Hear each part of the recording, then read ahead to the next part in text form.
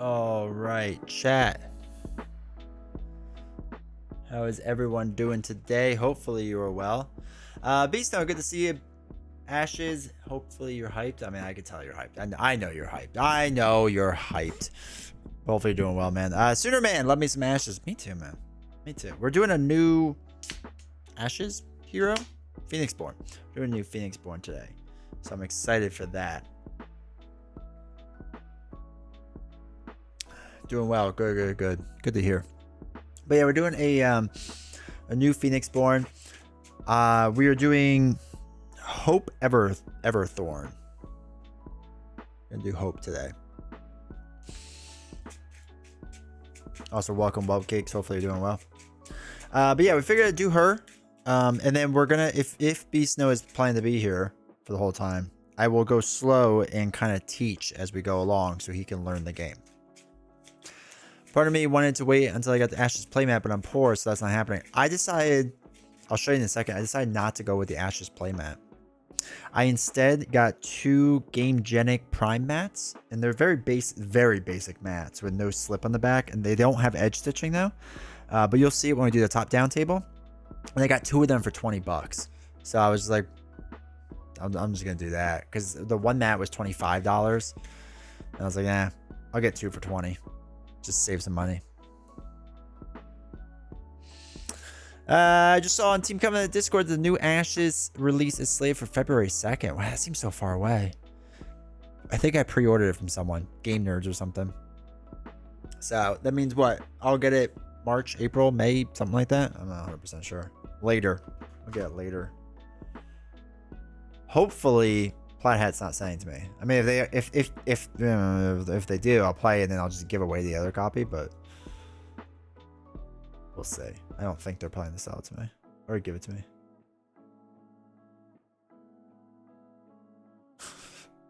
I got like 6 emails today. So I joined this like influencer network thing. It's cool enough. But all of a sudden, like I got like all these emails like you should play. I wrote down that I do not do previews of Kickstarters, right? Of Kickstarters that are going to be coming out. And they're like, you should preview our Kickstarter. We need more hype for our Kickstarters. Like, come on. All right.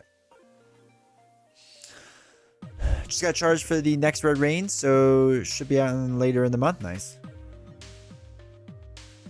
And she was boss before the second Red Rain set, was she? Does she work well for solo?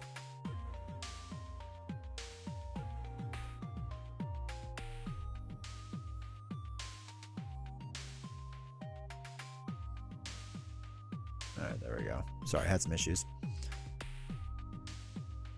TC sub is the way to go, in my opinion. It's more money. I don't want to pay more money. I'll pay less and wait. I have plenty of mats. I just wanted the game specific mats. See, I didn't have. Okay, so I didn't have generic mats, right? Like, because we used to do it on the Arkham Horror mat, and I don't really like that mat that much because it slides because it's two-sided. I mean, I like it because it's nice, but like streaming can be a little tough with it at times. And it'd be better when you have a neoprene mat and a neoprene mat, which I do on other sets. But so yeah, so I didn't have a generic mat, and I wanted to kind of get that. I thought that'd be nice to have. So I just got nice black mats because everything is game specific. So, oh well. You get it so fast. No, I mean she's no Herald. Oh. Makes sense on the cost. I think PvP approach is what made Ashes possible. Probably. I know they have a good relationship, and I'm happy it worked well for them. I'm just gonna save money if I can. If it costs more to keep it going, then I'm okay. If that was what it was in the beginning, yeah. Nowadays, I mean, they wouldn't be selling it to retailers if it wasn't making them money. I don't have generic ones either. I have some for Lord of the Rings champions. Yeah. Does our subscription money go to you pinching pennies? It goes to other things on the stream. There's things we gotta save up for on this stream. I want to. Can you see it? No, my. Oh, it's like did crop it just right. So right there on my finger, you can see the shadow. I would like to upgrade this camera so that the top-down camera looks better. I want the stream to look better, and I gotta figure out wasp repellent spraying cheap. Amen to that. But I want to get a better camera for top-down, because like the view you see isn't bad, but we can make it a little bit better. You know, keep stalling. Oh, don't worry. 10 minutes. We could talk for 10 minutes. So yeah, I want like a little bit better top-down. So that's one thing. I would like to save up for novels, since she is planning to be on stream more, to get like a real microphone, since she's just using a Blue Yeti and it's not great to use a condenser and a dynamic mic. So, but we also have those things up on Throne. See if we can raise money for it, but maybe we do, maybe we don't. That's fine. But yeah, so we gotta save for that stuff and all the other future expansions and all that fun stuff.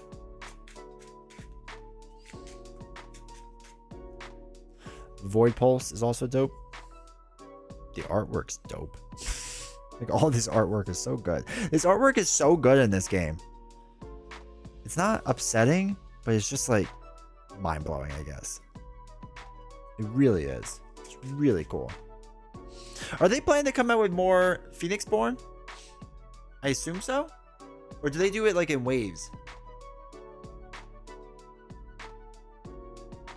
Like, how does that process work for them? Because since I was never involved in like the past, I have no idea what it was like back in the day. So many since the game refreshed. Yeah. Yeah, I wonder if they're just like focusing on the solo stuff for now, and then they'll switch back and then switch back and switch back. Like, because I think the solo stuff, or co-op stuff, I should say, they're just planning to do 3, right? For now. New ashes from TC and tune into a stream and be like, I just got my pre-order of Go delivered. Please before the game is released. I haven't even like looked at these cards yet, so I have to still figure out what it is. Yeah.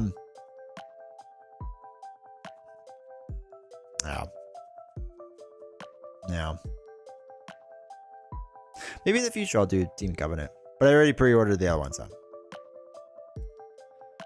I think one thing for sure is no more Dice families. Oh, they're not gonna do any more Dice releases? Okay with that. There's a lot. I don't know if a lot's the right word. There's a fair amount. I do want to put them. How many colors are there? 5, 6, 7. Oh wow, that's what I forgot. Red and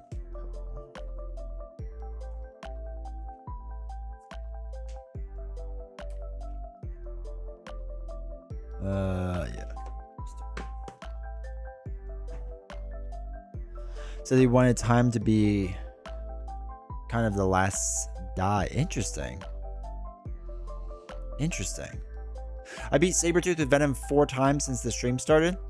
Yeah, that makes sense. As we have seen from the video, Venom is OP, especially against Sabertooth.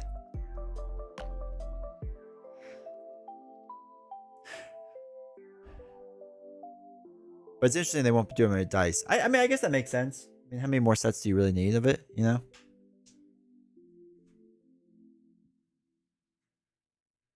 I guess that makes sense.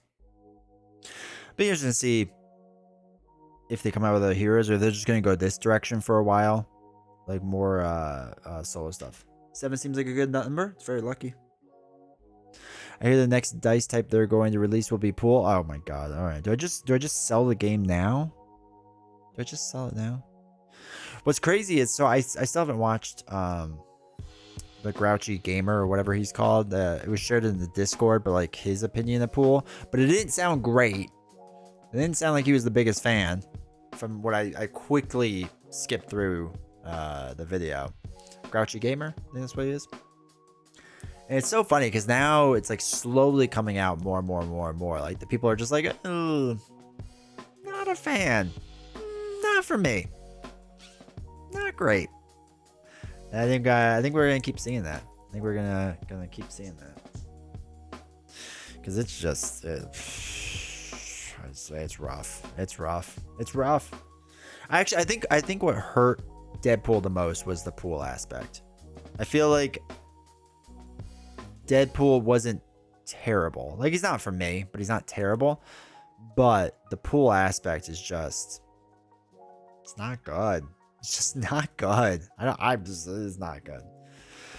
I started making an X23 pool deck last night and lost interest halfway through. Yeah. It takes a lot for me to lose interest in X23. That is true.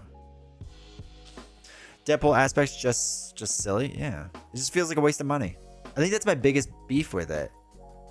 It's just like, I paid extra money for the meme cards. The continued support pool, how would they improve it? I think it needs more events. Like, they have a lot of upgrades, right? They have a lot of upgrades and a lot of stuff. But like the event pool, like as far as like what's feasible in a generic game, there's like 4 decent pool cards, and that's it.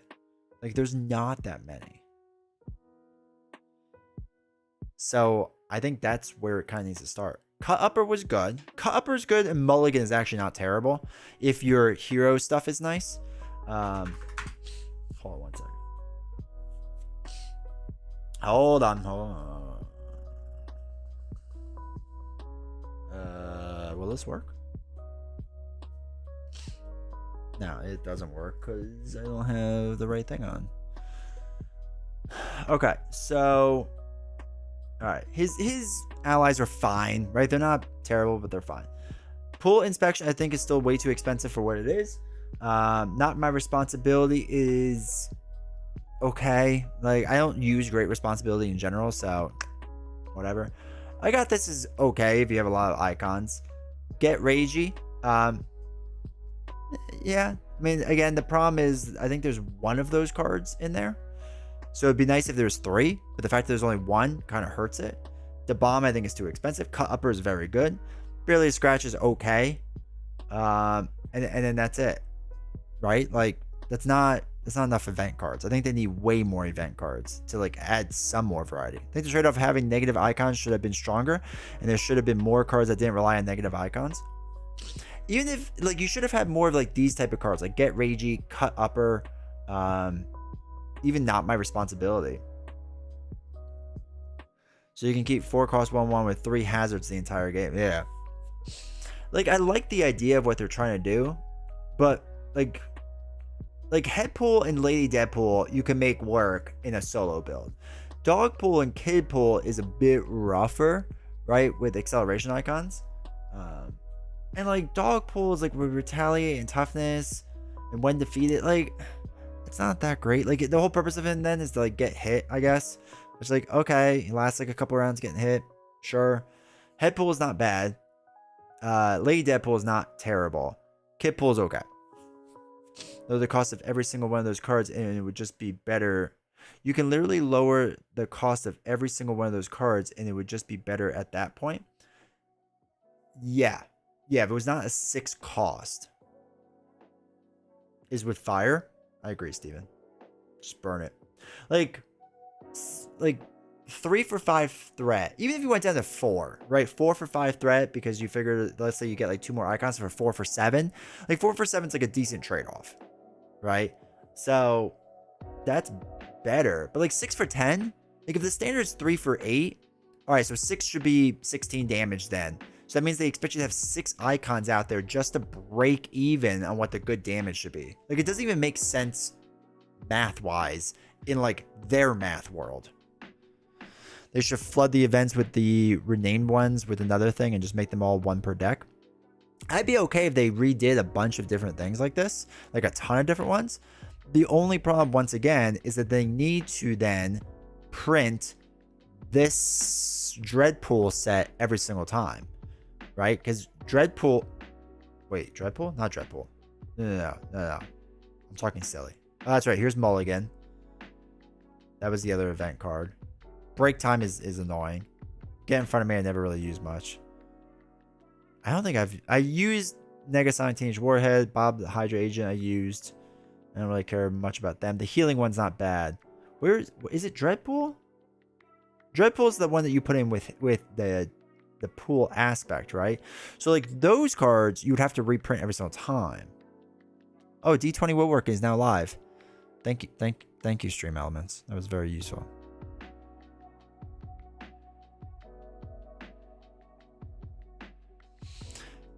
You value threat is like 1/5 threat. It's one of 2 damage. Yeah. Dreadpool is more trash and unmatched.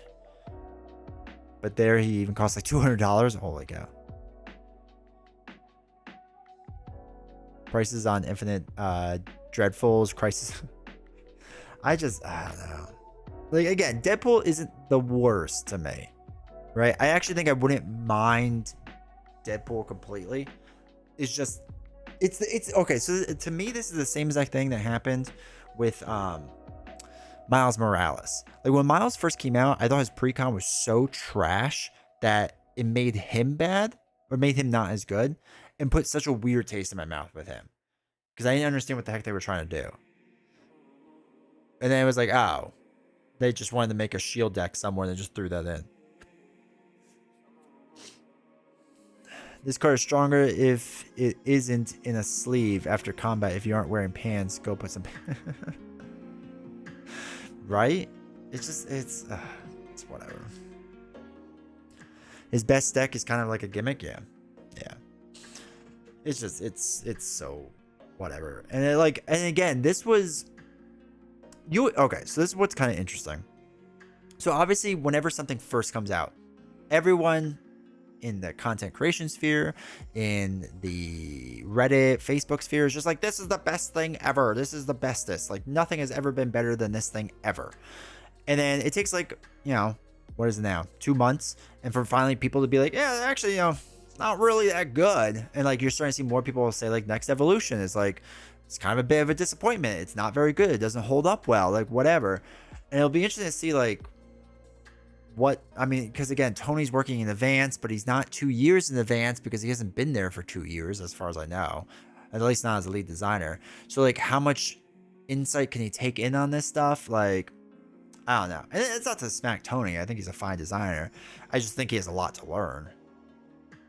I paid over $20 for Deadpool, but at least we got X23 the same day, so it was a win. Yeah.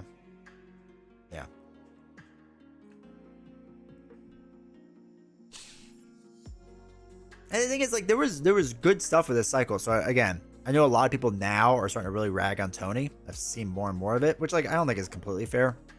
Again, I think he has some decent stuff. Best hero, worst hero on the same day. This whole cycle was kind of fascinating. The cycle was extremes to me. Like, I really like X23. I actually like Angel a lot more than I thought I would. Psylocke, whatever. Domino is still going to be one of my favorite heroes of all time. Cable's moving up. And then you have Deadpool, who I hate with a burning passion. And then Psylocke is whatever. But as far as villains go, I mean, it's so weird. What did Tony develop for this? He did this cycle. He did Next Evolution cycle. And before this, he did Mojo, which everyone loved at first. And like, I think it's all right. I don't like Mojo. But like, his first thing was Mojo Mania. And everyone was like, oh, this is the best thing, one of these packs that's ever existed. And I was like, I don't think it's that good.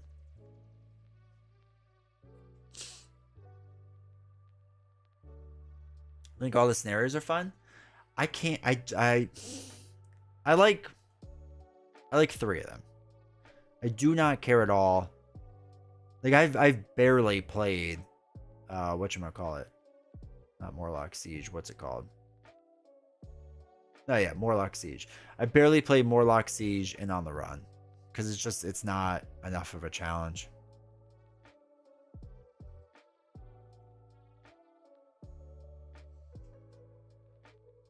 And like, I don't mind that stuff is easy because like Juggernaut, I think, is easy. Sinister is easy. And Strife is easy. I think they're all very easy. But I think the design is interesting enough.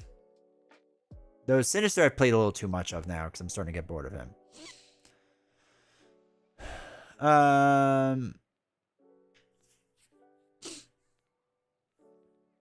Oh, that's my Nightbot. I died in this hill. Rise of Red Skull cycle is the best.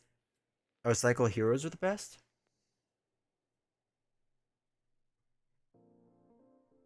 Who was it? Hawkeye, Spider-Woman, Ant-Man, Wasp, Quicksilver, Scarlet Witch? Yeah. I mean, they're up there.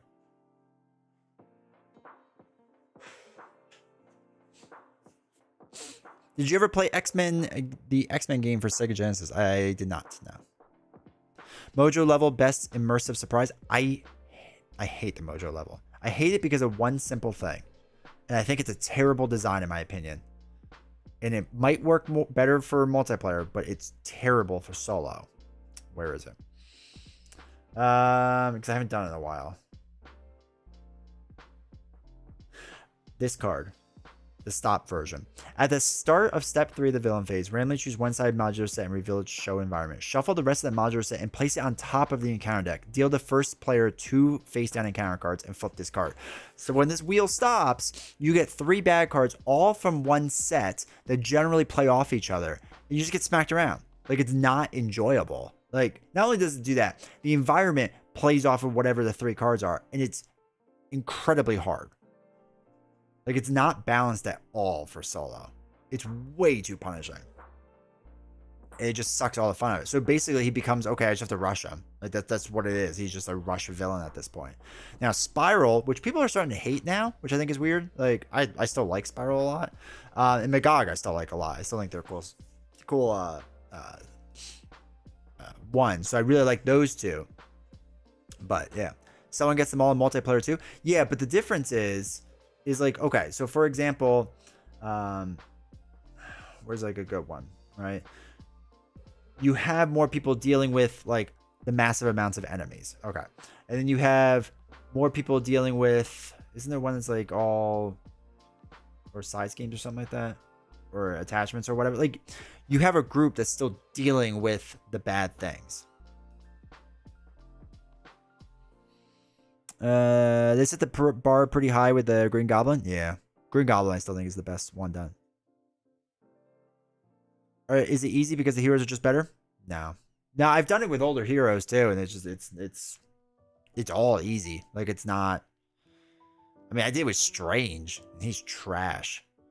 But in all honesty, I've done it with quote unquote weaker heroes, and I'm not good with Hawkeye, and Hawkeye steamrolled the first 2 without even me trying. Like, it was just not hard. We all remember that stream where you tried to speedrun Next Evolution with Wolverine and lost Morlock Siege on the run for 90 minutes straight. Dude, that was just bad.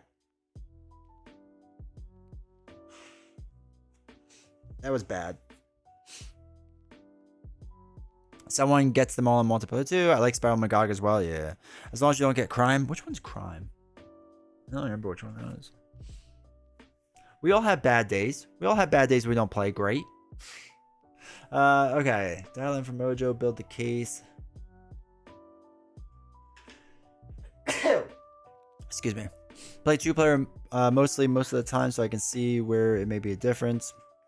Risky Business isn't great, but Fusion Formula is pretty expected. I don't think Risky Business is that bad.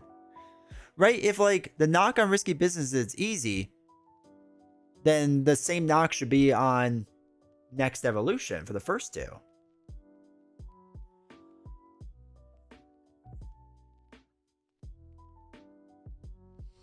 I think Risky Business, I mean, obviously it's the weaker one for sure. I mean, for sure. Where is it? Where is it? Oh no, this is it. But I like the whole flipping thing. It's easy and scripted. That's fair. I would say the same for the Next Evolution stuff in the beginning, but yeah, that's fair.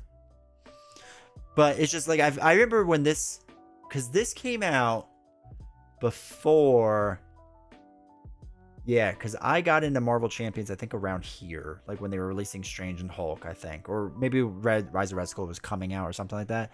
But I just remember like everyone in the beginning was just like, this is the worst scenario that's ever existed in the history of scenarios. You literally don't have to do anything the entire game? I mean, you do. Because this still flips. Like, if you don't do anything, this will flip constantly. At least it does for me. Stinks. What's the 4 villain one? Which was the Kang? Wrecking Crew? Yeah, Wrecking Crew's a little rough. Next evolution doesn't give a guarantee that you could be in hero mode the entire game and you'll never be attacked. What makes you think you'll never be attacked on Green Goblin? I get attacked. For sure.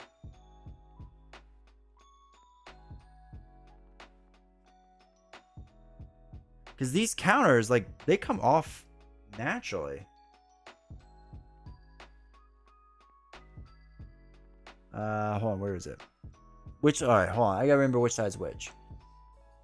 Criminal Enterprise comes in with 2 on it. If there are no infinite counters... Okay, so... Removing from Criminal Enterprise. Now. State of Madness. Flip Green Goblin and State of Madness. Okay, so State of Madness is it. Yeah, so if you get any of these as boosts, it comes off. Boost comes off. Comes off. Comes off. Like, I constantly draw all these as boost cards. Because what's the other set with it? Goblin Gimmicks? Is there a lot of cards in Goblin Gimmicks? I'm already forgetting. Nah, 8 cards.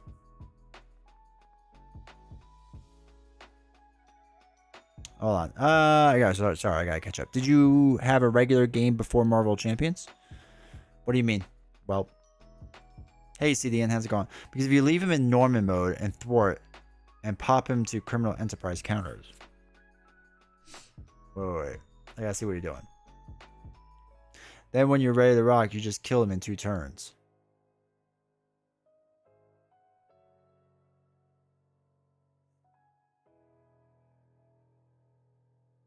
Hold on. Because if you leave him in Norman mode... Okay, so Norman mode... You can't do damage, right? Okay. And thwart and pop him to a lower Criminal Enterprise counters. Okay, so it pops the State of Madness. And you're ready to rock and roll, just kill him. How are you just killing him in 2 turns?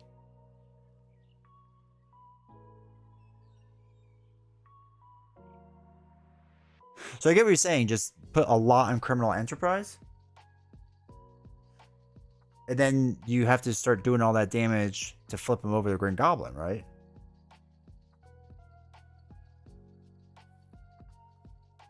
I want to see a good example of it. I guess that's why I have to find a good video of it.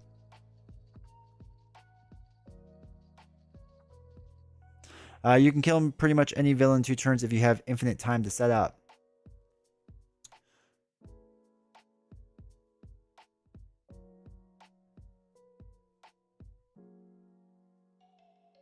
What do you have to do?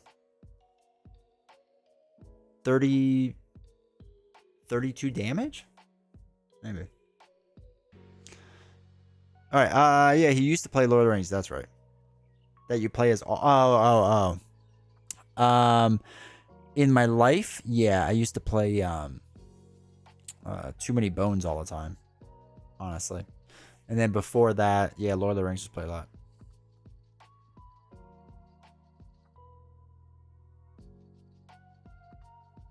I don't know if I see myself as a main. I mean, I play a lot of it. I probably have played more of this than anything else now. I used to play more than Too Many Bones, but I haven't played Too Many Bones in a while now. It's been a while, unfortunately. Yeah,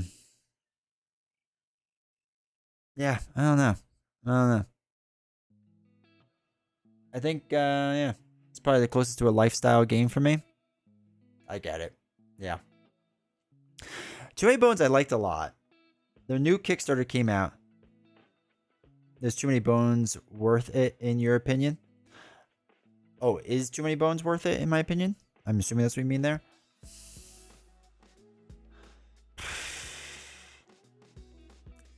Talk to me again when Elden Ring, not Elden Ring. What's it called? What's the new one coming out called?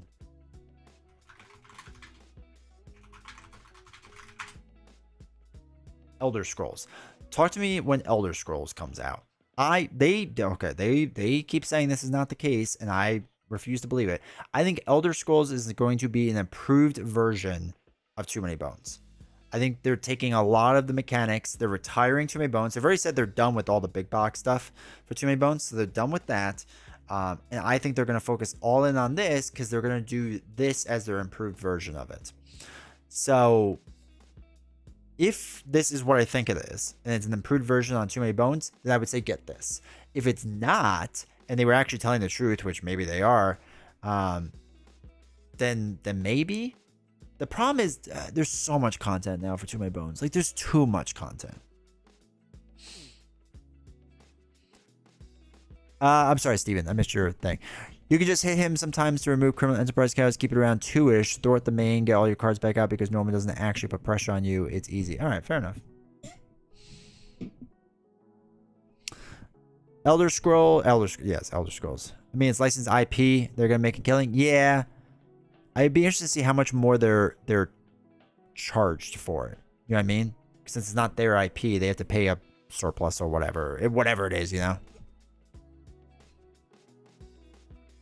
I was doing two-handed Star-Lord and Venom against Risky Business. My challenge was to kill all 3 of his forms in a single turn. No damage back then. And it was surprisingly easy. That's awesome.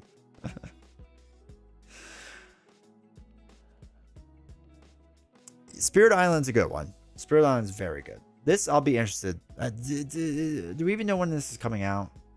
Have they said? More great progress. Yeah, okay. They always say there's great progress, and then the game's late. Game's always late. Spoiler alert about Chip Theory games. Their games are late. What's? Okay, I don't care about stuff. All right. Okay, so every aspect of the game can be played in its entirety. All right, so everything's designed. All right, so everything's designed. Man, that's a lot of different maps there. So the big map on the ground is Too Many Bones, right? This is Cloud Spire. Cloud Spire looking hexes. I mean, I think it's their actual hexes, but it looks like Cloud Spire.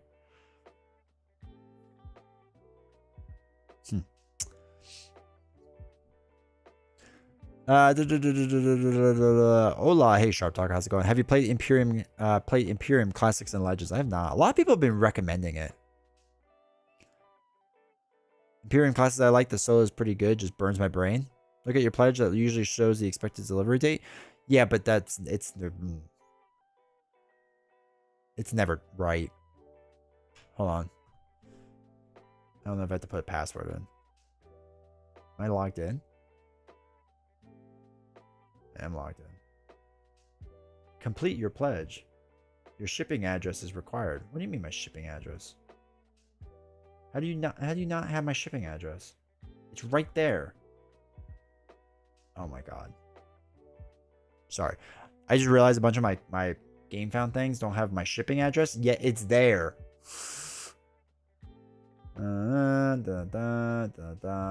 Yep, continue. Oh, it's because you want to charge me $10 for shipping. I get it. Yeah, whatever. Just pay the money. Pay that man his money. All right, hold on. I finally finished that pledge for Isofarian Guard's second printing updates. What's the other thing I have to do? Your shipping address is required to complete your pledge for Hopomaka's Pandora's Box expansions. Okay. It's free shipping. Just give me the box. Charge me free shipping. $9. Oh, tax. Get you every time. Get you every time. Yeah, pay in full. That's fine. Pay the taxes in full. Chat, I swear. Okay, so now back to what we were originally doing, since I should look at my projects more often. I did not. So I actually have 2 different GameFound accounts. Don't ask why. That's not important. Wait, Swords of a Coin, the new one? No. Unbreakable. Okay. So it's not this one. I need to sign into the other account. So I had this thing where I didn't realize that I had an account on GameFound, and I made a second account, but I kept forgetting which account was the main account, and then I kept doing other things. Oh my god, I have a security code. Okay.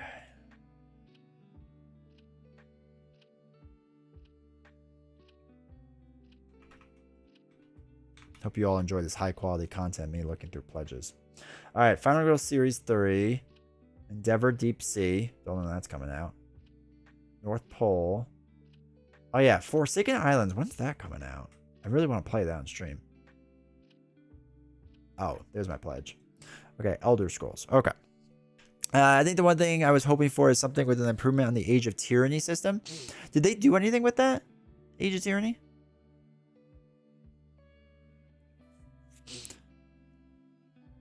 I think it would be like Burn Cycle, which is 3-phase escalation for a story. Ugh. I don't like the Burn Cycle story. One account Novels knows about, and the other one is where you actually buy things. Now, I buy things on both. I'm just terrible at things. There was a big one-day convention in my area on Saturday. Got to play some good games. Sold a bunch of games, and some of the folks from the Dice Tower were in attendance. That's awesome. If you find Return to Dunwich, let me know. My buddy wants a copy. All right, I'll keep an eye out. I actually just canceled a Kickstarter pledge. Realized I never actually play the game and don't have space for it. We call it personal growth. That's really good growth. That's really good. Okay. How do you see your pledge and when it comes true? Supposedly.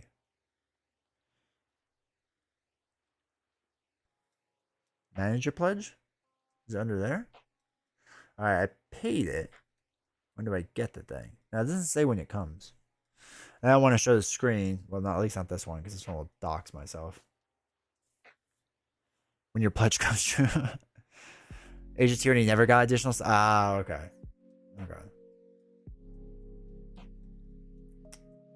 Alright, Pledge Manager is expected to stay open until at least January of 2024. That's, I guess, useful.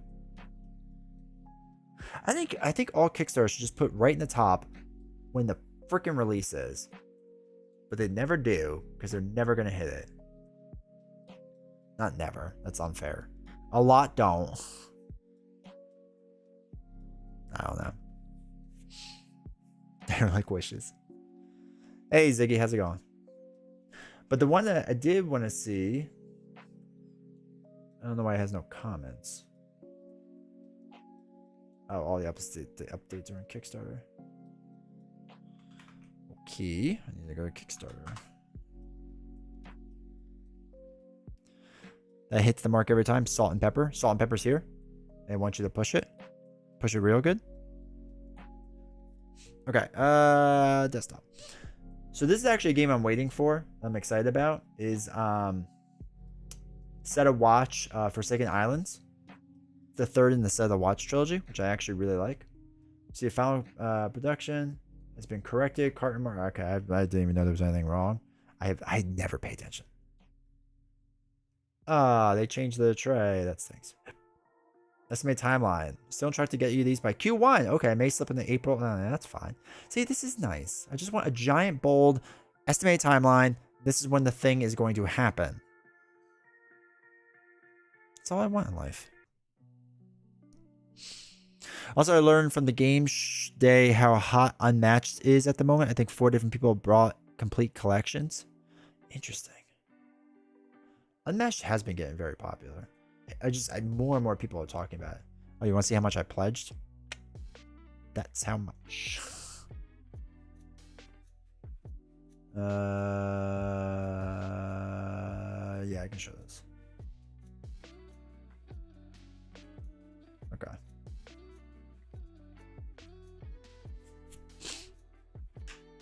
Resist and Witchcraft are dope games. I'll check them out.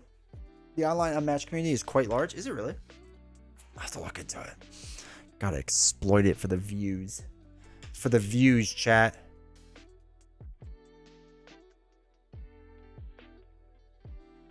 CMON updates are like, you get it when you get it. Get to it. Actually, so I haven't purchased a CMON game in forever, but I did get one CMON game.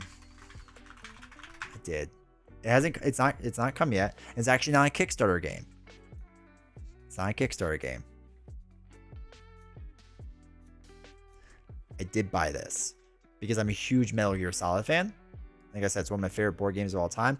I remember when the Emerson originally previewed this. He didn't debut it. He just previewed it at PAX Unplugged 2018, 2019, something like that. My buddy and I saw it and we were like, oh man, this is awesome.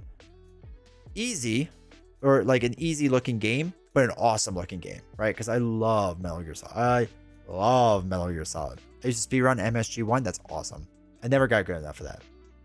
Is it based on Spectre Ops? It's based off the first game, I think. Oh, you mean actually how it plays? I don't really remember.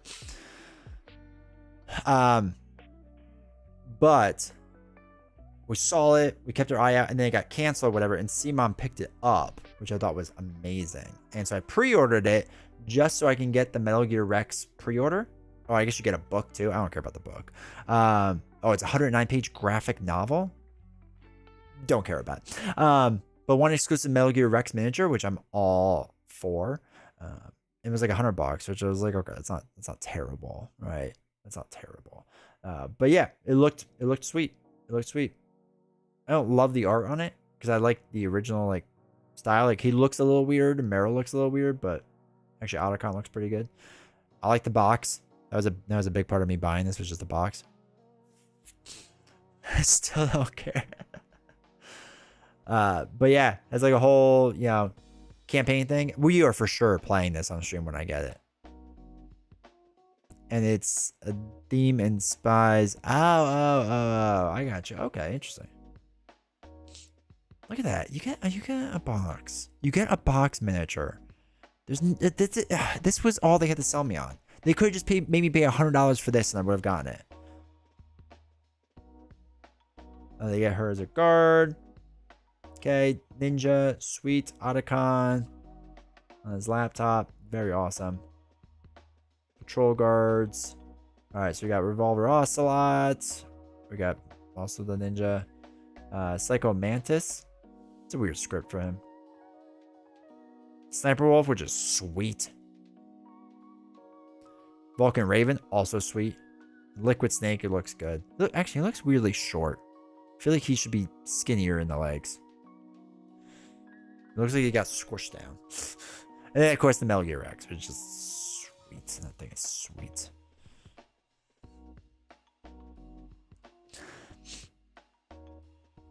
Is this game that have a character that breathes through their boobs like... Yeah, 5 was good.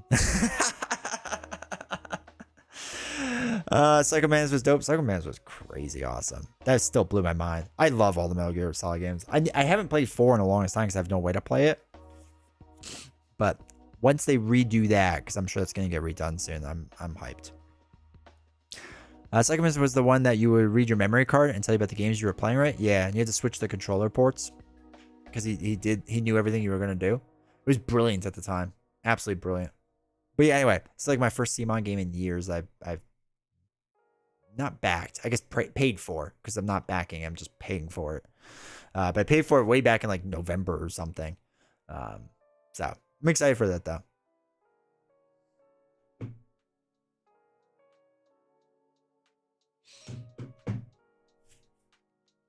Was the first time I saw immersive trick like that? Nice. What did they do?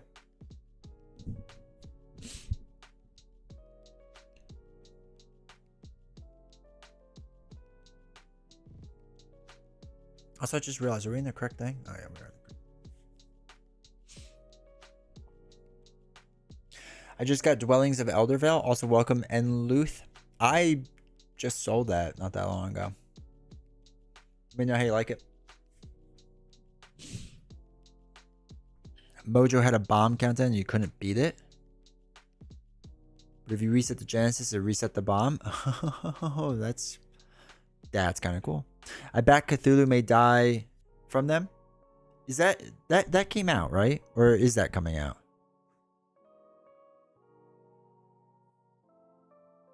Cerebro is busted and you have to reboot it. That's so funny. That's so cool. That's crazy. That kind of stuff is so cool. That's what I always liked about Kojima games too. So he always did like interesting stuff like that. Good video game times. They were good. They were good back then. I guess they're still good now. They're just a little different. Season 1 and 2 are out, and the new one is season 3, 4. Oh, okay. Plus they redid the original Kickstarter exclusive box. Okay. Dwellings is my favorite worker placement game. Nice. I didn't like it for solo. I wish it got more attention. What, Dwellings of Eldervale? I feel like it was like the most hyped thing for like a month or two. Everyone was putting in like their top 10 games of all time. Yeah, it is terrible for solo. Time Roller, thank you for the raid. I appreciate it. Hopefully you all are doing well. Thank you, 14 of you. Make sure you give Time Roller some love, everybody. I appreciate that. Let's see. Time Roller. Shout out.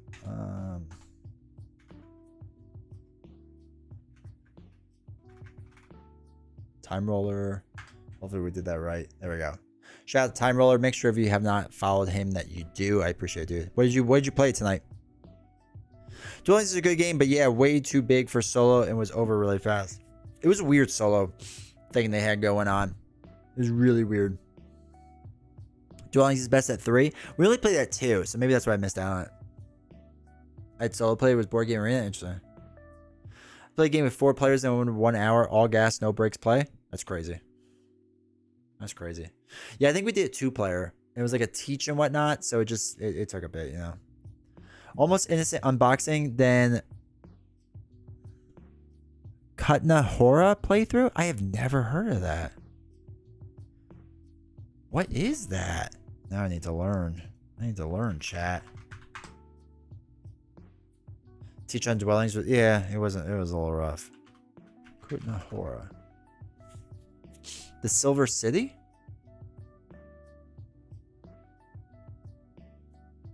Where is it? Look at that. Looks nice. Huh. That's a crazy game, dude. How was it? Did you like it? I actually got the Resident Evil board game. Still haven't played it yet, but I've heard good things. I need to reach out to the company and try to get it. I really want to, dude. I love Resident Evil. I hear such weird things about it, you know?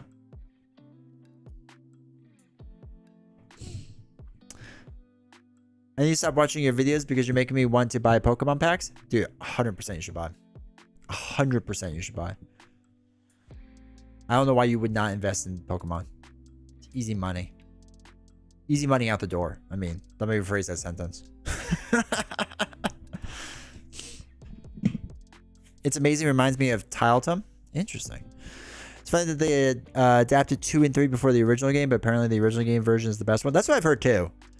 Like 2 was really rough, right? And 3 was a bit better. And I guess Resident Evil 1 is the best now. So much table space. The thing that has hyped me about this game is that the components are made from a new process that uses recycled component bits. Whoa, wait, what game? The one I just showed, the Kutna Hora? Is it recycled mold basically, or recycled plastic mold? Or is it cardboard recycled? Oh, I can see on the fake wood. Yeah, it's recycled wood. Interesting. Good for them. Yeah, that's cool. Also, YouTube, if you haven't done it yet, make sure to hit the like button. Divinity board game? Which one's that? Oh my god, I typed in Divinity board game to Board Game Geek like it doesn't know what Divinity is. Divinity. There's a bunch of Divinities. Original Sin? Wait, was this a video game?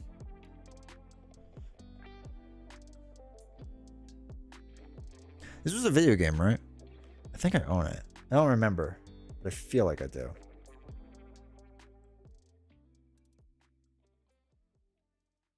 Huh.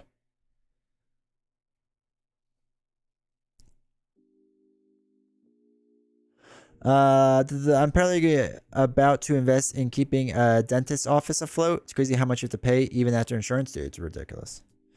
So I've been going to my dentist. So I have really bad teeth. I have really bad teeth because when I was young, I got upset at my mom. She was a single mom. And she's like, you have to brush your teeth. And I was like, no, I don't want to. So I didn't for 6 months. Turns out if you don't brush your teeth for 6 months, jacks up your teeth for most of your life. So now my enamel's all screwed up. Anyway, throughout high school and college, I had to get a ton of dental work done, like constantly.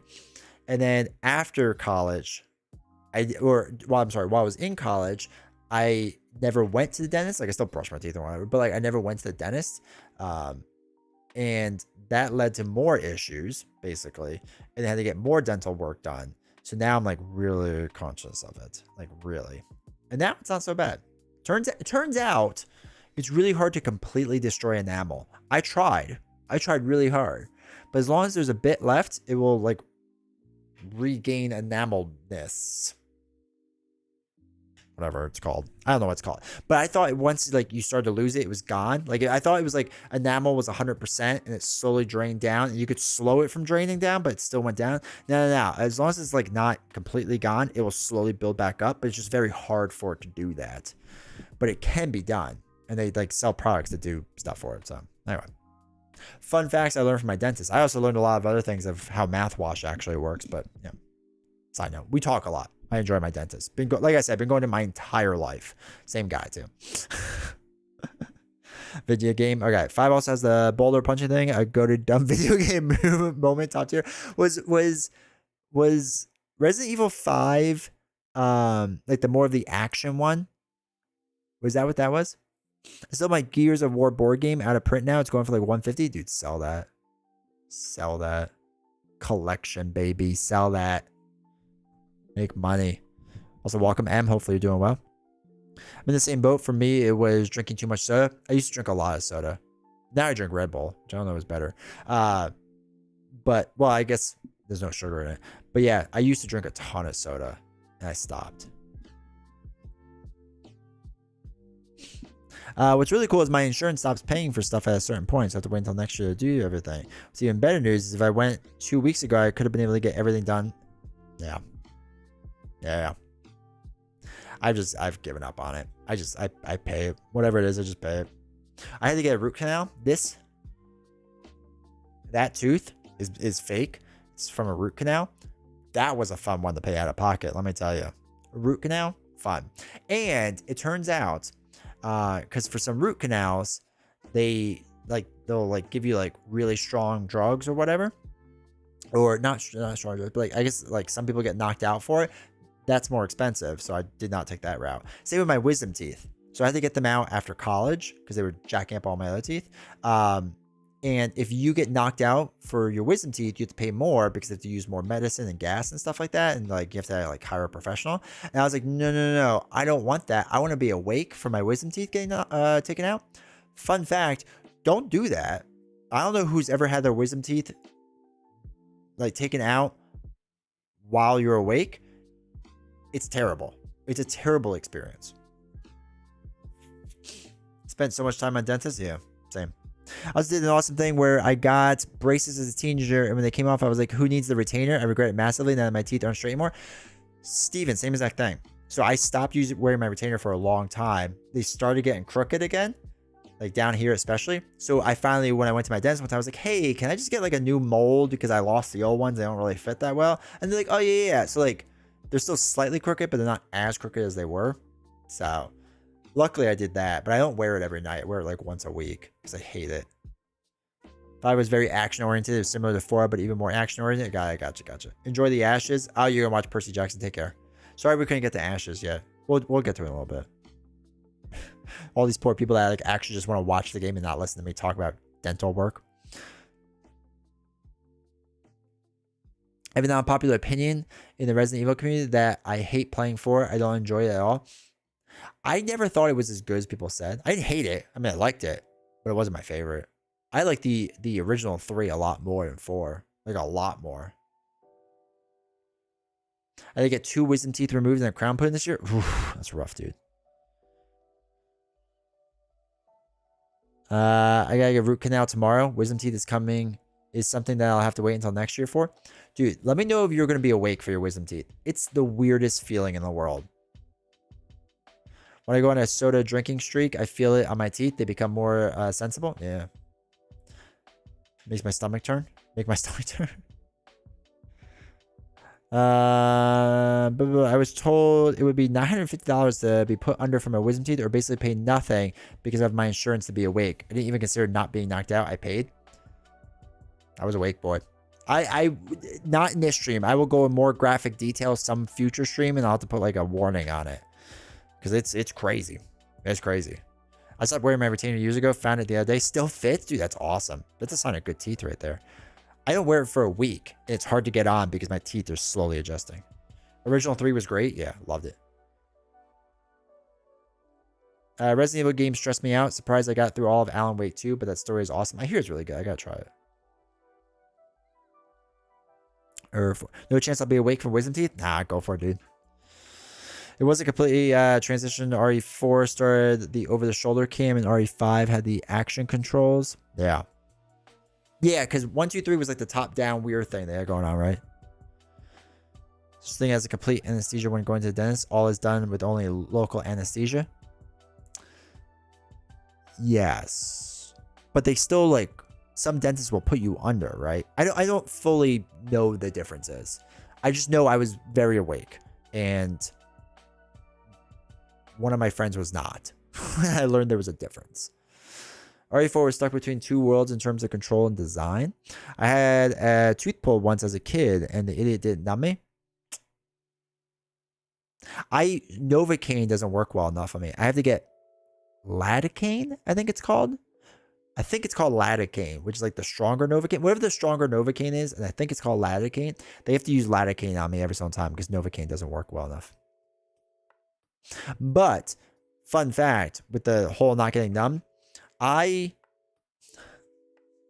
made some dumb choices as a child, and one of them was I did a 360 front flip on a trampoline to impress people I had just met. My foot hit the railing, my knee hit my chin, and then this tooth went right through this gum, or right into this gum, made a giant hole. Had to go get stitches. The person that was doing the work was a student or something, and they numbed this side, but not this side. And I told them that when they when they placed the needle for the stitch against my gum, I was like, nah, I feel that. And they're like, no, you don't. And they started doing it. And like, I was with my stepdad, and I was like looking at him, like, I can feel this. Like, I feel everything with this. And he's like, I don't know if you did that right. And they're like, no, we did. He'd be like going through the roof in pain. I have a very high pain tolerance. And they're like, and you know, my stepdad's like, no, his pain tolerance is pretty high. Like, he feels it. And it was after the fact when like the regular dentist came in, and when I told them what happened, they're like, oh, you're bad. Or not dentist, the regular doctor came in. They were like, yeah, we probably should have supervised that. Good times. Good times. All right. I remember when I first got my first root canal, I was so worried because you hear so many horror stories in the past about root canals. Turns out dental procedures have gotten way better over the years. When I got the root canal, it was really easy. The wisdom teeth was worse. Root canal was fine. It was just like a root canal, I remember, took a while, and they had to use a lot of numbing stuff. Still haven't had any work done on my wisdom teeth in the past 40. Nice. They're like, okay, you're done. And I was shocked. Yeah.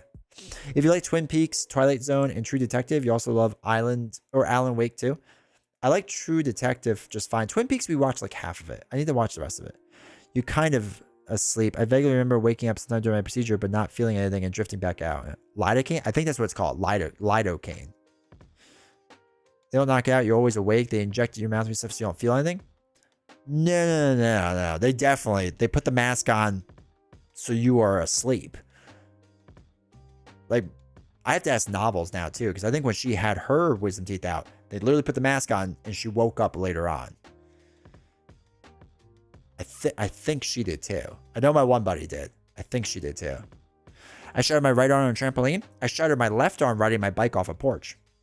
Broke both bones. They had to reset it. I didn't know what that meant. That's what they mean. Hey, Cyber, how's it going? Hopefully you're doing well.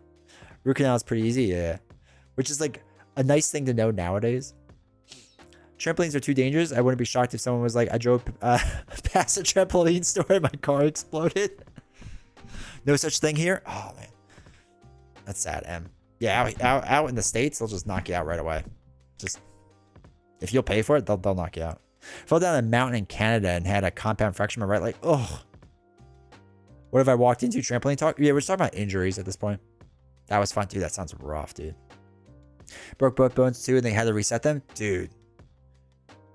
I just remember when I broke my arm, and one of the first things my doctor said to me is like, you know, okay, so I was big into baseball in high school or middle school and high school, and the doctor was like, do you want to reset your bones? This one was like on the border of needing to be reset, but probably could get away. It was like 8 degrees off or something like this. And this one was like 14 degrees off, something like that.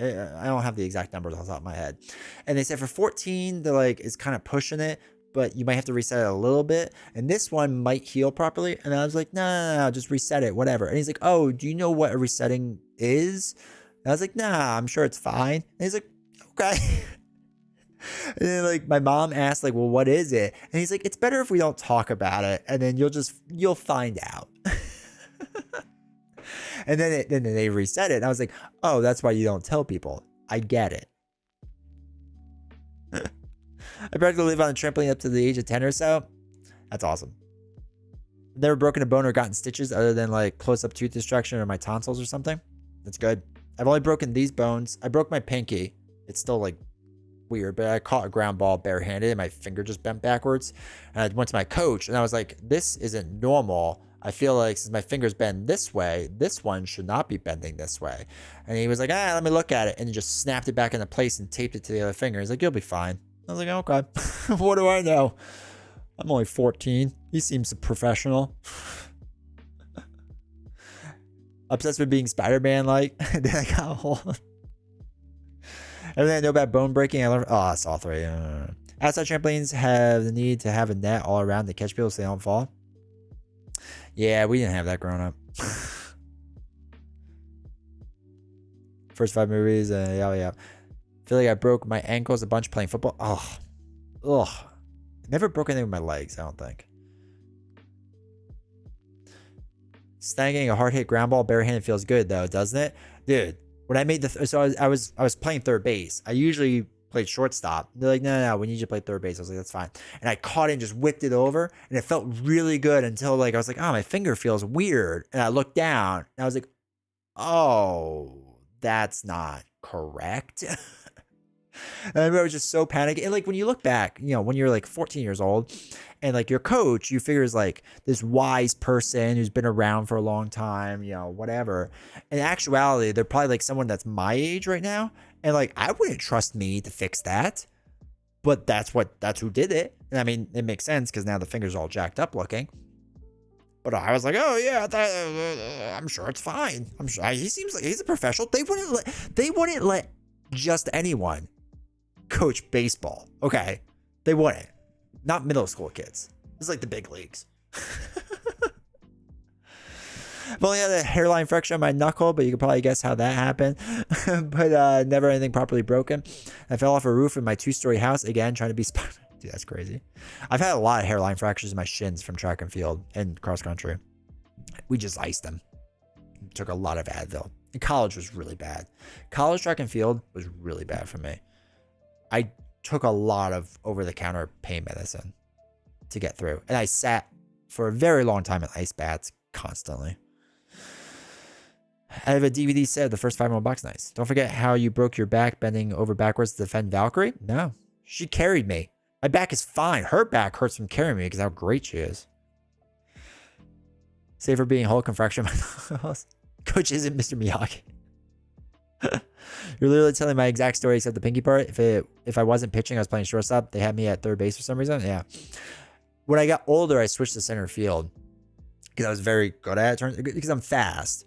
Hence why I later on did track. And they were like, you should be like, I went to a baseball, Jack Cuss, a baseball camp. And we were talking about like recruiting and stuff like that for college. He's like, you're really fast. You should be in the outfield. I was like, that's boring. I don't want to do that. He's like, no. He's like, you're really fast. Colleges will like that. You should do that. And I did. Turns out colleges do really like that. I have a friend jack up his ankle and trying to parachute off the roof with an umbrella after watching Mary. Oh my god. Because you had to discard. You should have discarded the equipped death glow to a weapon runner to be able to defeat him. You don't have to defeat a weapon runner. Are you kidding me? Weapon runner's only got 2 health. Easy. Easy. I was first base. Nice. I was never good at first base. You need to be more flexible than I was. Or at least, be able to stretch more. And I couldn't do it. Couldn't do it, chat. All right, Beast, are you ready for a proper teach? I think we killed enough time that you should be back by now.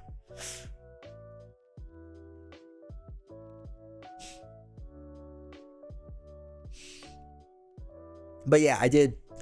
Baseball is my big thing.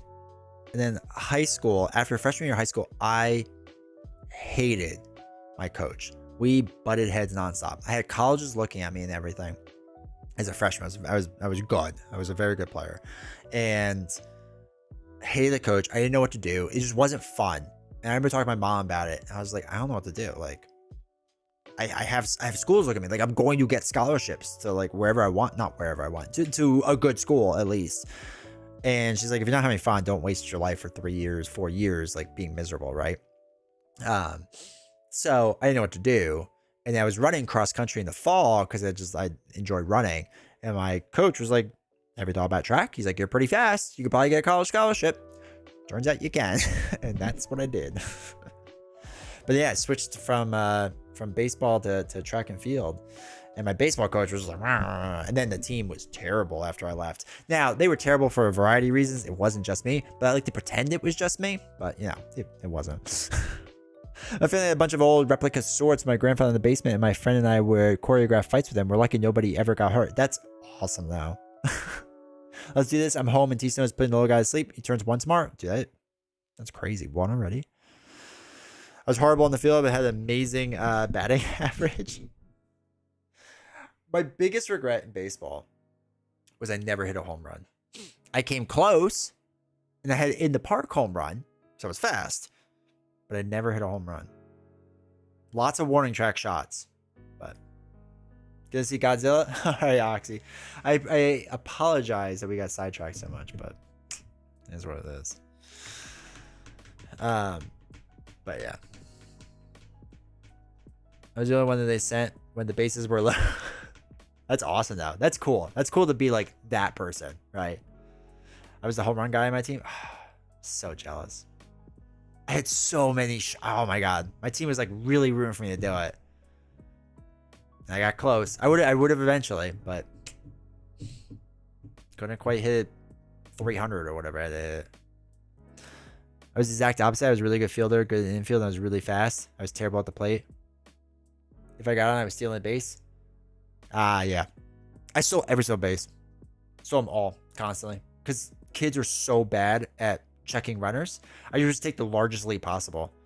And they're in our area in varsity baseball, like they were not good at keeping a runner close.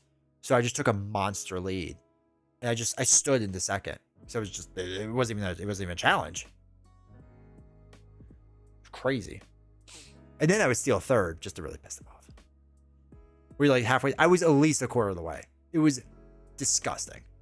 And I think a few times they threw over, but they always, they like no one knew how to like hop and turn and throw it. They would either step off and come back and throw it, or kind of like do like a hop, but like it was really a balk, but no one ever really called it in high school for us in our area. So it was like a balk, but whatever. It was slow, so it didn't make a difference to me. So yeah, they were so bad at it. You're the Ricky Henderson. I was the Ricky Henderson of varsity baseball. Okay, it's a little more important than the little league. All right, man, this is like championship baseball. So I was I hate sports. With all the ball games, I spent more time in teams with punching bags and weights. And so Joshy, I wish I got more into weightlifting when I was younger and properly weightlifting. This is one of the biggest regrets of my life. So I'm really into weightlifting now. I love it now, but I don't have a solid like knowledge foundation. So I always worry that I'm like stressing at my back a little too much. So like doing like, stiff like deadlifts and whatever. Like I'm so over the top with keeping my back straight because I'm so panicked of like jacking it up because my dad's back is all jacked up, but that was from his work and whatnot. So like I'm really protective because I see how it's affected him. So like I never learned proper techniques. I'm watching YouTube videos and taking my best guess. So it's one of those things like I wish I would have learned more. I wish high school would have taught us more. I wish I would have done more. Like there's so many regrets with that. But it's cool that it's one of those things that you got, like you learned early on and could do more with.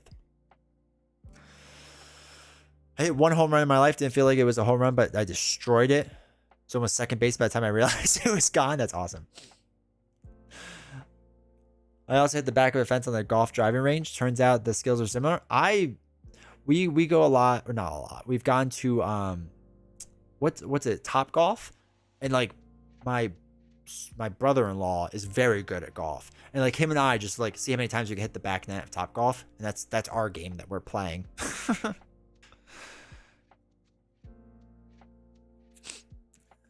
I wish I took weightlifting more seriously as a kid. I didn't realize how good it was for sports. Yeah, I got into it and instantly in my early 20s, and I was flying up and down the court. Yeah, I did it for track because we had to in college, but I never took it as seriously as I should have, and I wish I did. I really do. I had a friend who was a PE teacher who had to train me in my teens, who was a World War II POW.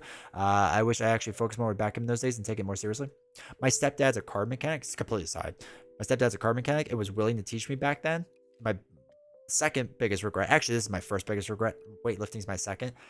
He was willing to teach me like everything he knew about cars, and I was too busy doing other things. I wasn't doing anything. I regret never learning that. The best Ricky Henderson story was that when pitchers and catchers were call a mound meeting while he was at the plate, he would follow the catcher out to be in the meeting, and they got pissed.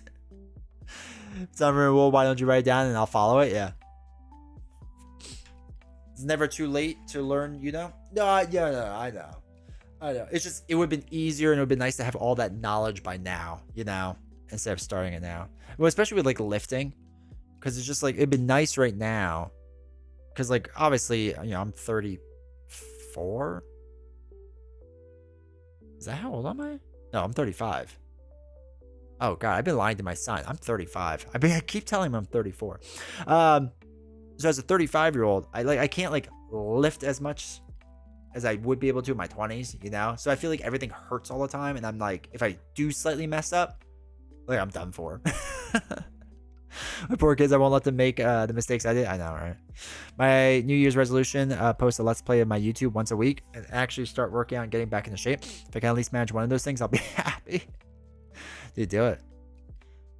My mom keeps telling me she's 25. My mom says she's 39.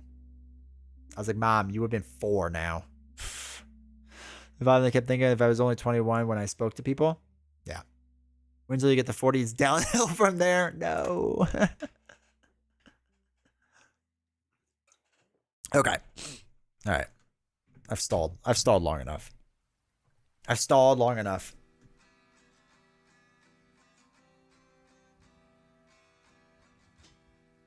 There we go.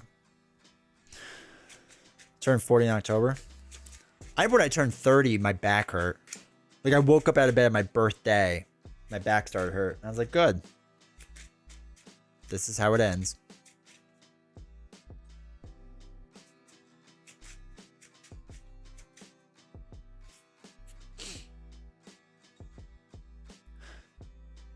It looks clean, right? This looks clean. This is why I got it. It looks clean.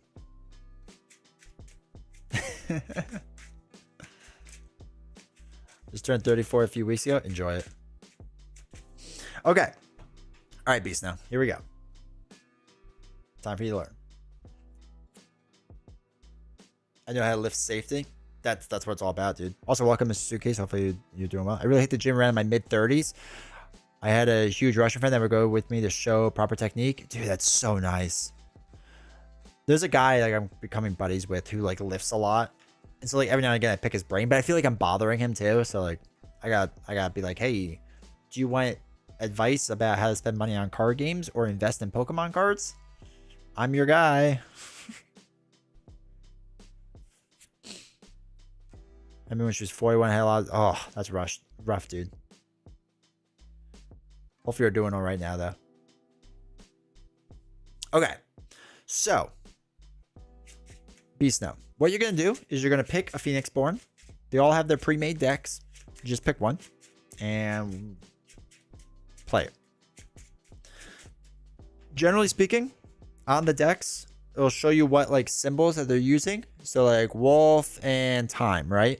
So I just look for the wolf and the time dice, and I just do 5 of each. That's good, right? That's fine enough.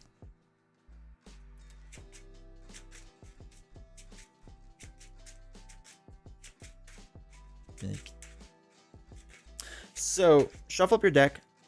In Ashes, you start with 5 cards in your hand. Okay, so it's not randomly drawn. It's 5 cards you start in your hand. The 5 that I'm starting with are actually from wiki.ashes.live. They have recommended first 5s for everyone in the game. I'm just using theirs. I don't know if it's the best to use or not, but that's what I'm using. So we have 5 dice that are the red ones. We have 5 that are purple. And all of our other cards. All the white backed cards, you shuffle together, and they're one deck. All the black backed cards are basically people you can bring in and like summon or whatever. So you don't have to shuffle them because they're not going to get randomly drawn out, right? So you don't have to worry about that. So with your enemy, you're going to put your enemy out. We're doing Corpse of Virus, which is the one that comes with the core box. And you're going to take your whatever level you want. So this one is standard level 1 for 1 player. This side would be standard level 1, but for 2 players. So you want the 1 player side. At the bottom, it has the threat and the ultimate, which we'll get into later. The bottom is the starting ones, the starting cards you're gonna be putting out, and the 30 is how much life in the middle there. So threat is how many cards will be out here. Ultimate is how many red range tokens to make him level up to the next one, right? So now we have to start dealing out cards that are equal to this bottom line that we saw. So he has a 1 red blood symbol, which we'll put there. Then the next one's a 2. Gotta get another 2 and another 2. So again, this line matches this line in the bottom here. And then we're just gonna shuffle this. You put the fatigue card down at the bottom, and then we will put this on top. All right. So first player is always you. And then you'll switch turns eventually later on, but you're going to be first player. Now on the Red Reigns rulebook on the back kind of has the whole round summary, and you can work pretty easily off of this. This will help you out a lot. So at the very beginning, all you have to do is roll all your dice, and this is going to be kind of your resources and stuff. They also have the little cheat cards to tell you the special ability. So they're good to have nearby as well. So time token, time, wolf. Animals are always on top. Symbols are in the middle. And every die has basic size. So that's all of our stuff over there. We have our starting 5. We're all good to go. So now every single thing you do is you must do a main action and you have to do a side action, right? So they have a cheat sheet that explains everything. So this is what we just did. We just rolled dice, discard and draw cards. We don't have to worry about in the beginning of the game. Now, starting with the first player, alternate taking turns. You must take 1 main action during your turn, and then you may take a side action. And we're just going to keep doing this until we can't do it anymore. So we can pay this main action symbol cost. That's what this fancier one looking is. So for example, that's a main action, right? So on like this card, to buy this card, top right is what we need to do. It just costs a main action. That's it. So we would put this into our play area. We don't do the bottom part of this because it's a spell. We just would put it into our play area. So it just costs a main action.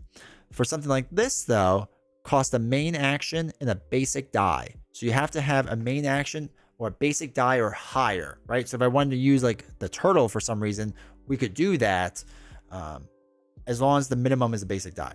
So this would also put this ready spell into play. Instead, if we want to do our ally, again, main action, and we have to use 2 little head things. We don't have to, we just have 1 and a wolf head, so we'd have to use both of these dice to put this into play, okay? So that's what would be our main action. Or that'd be paying the cost for a main action. The other thing we could do is attack, and we'll get more into attacking as we move along, but that's the other thing we do, or we can pass. If we pass and they pass, the phase ends. If we pass and they turn and they do a turn, we can still go on our turn, right? It's only when we both pass. So technically, they'll eventually start passing at some point, and we'll keep playing. They're passing every single time. Theoretically, you can pass like right away if you wanted to, and then do more later on. And then you could do side actions. Side actions have a different little symbol, like this one up here. It's a star, but it's not as fancy. It's like a slightly less fancy star. And this is the cost of a side action, right? So you pay the side action cost. It could be a card. Sometimes it's on the bottom. It's different things. You'll see it randomly on cards, and you don't see it quite as much. The other thing you do is activate a dice power as a side action. Your dice power is what's on the bottom of these cards, right? So this card shows if you do the turtle, you can place one status token on a target unit you control. Then you may remove one status token from a target unit or spell. This one is a wolf, where you can lower 2 dice in the target opponent's active pool 1 level, right? So we could do that as our side action. The other thing we could do is meditate, which basically means we either throw away a card from our hand or discard a card from the top of our deck, and we can turn one of these dice to any side we want. Okay. Is this deck built for solo play? This one in particular, this is just their deck, so it will work for solo. Almost every Phoenixborn seems to work pretty well for solo. There's a few that have a little bit of a trickier time. Or discard a card and play. Yes. Yeah. So discard. Oh, a discard a card from play in here. Yeah, that's true. You could do you could do that as well. The other thing is, I would say, to important note is that when they reference targeting an opponent Phoenixborn, this will be their Phoenixborn. For all targeting purposes, this is a Phoenixborn. These are units / whatever else they're called. The other thing that they're called. Aspects. So you could target a unit / aspect, but it's not interchangeable with this, right? So if they say like you have to target a unit, this is not a unit, right? This is a unit / aspect. So if it says, deal 2 damage to a unit, he's not a unit. This is a unit. What game is this? This is the wonderful World of Ashes Reborn. All right, so that's the basic gist. What we have to do is 30 damage onto him. Is this pre-constructed? Yes. Yeah, this is what Hope comes with. And I've never played it before, so I have no idea how this will go. Now, really quick, very generally speaking, 1 is easier than 2, but not always.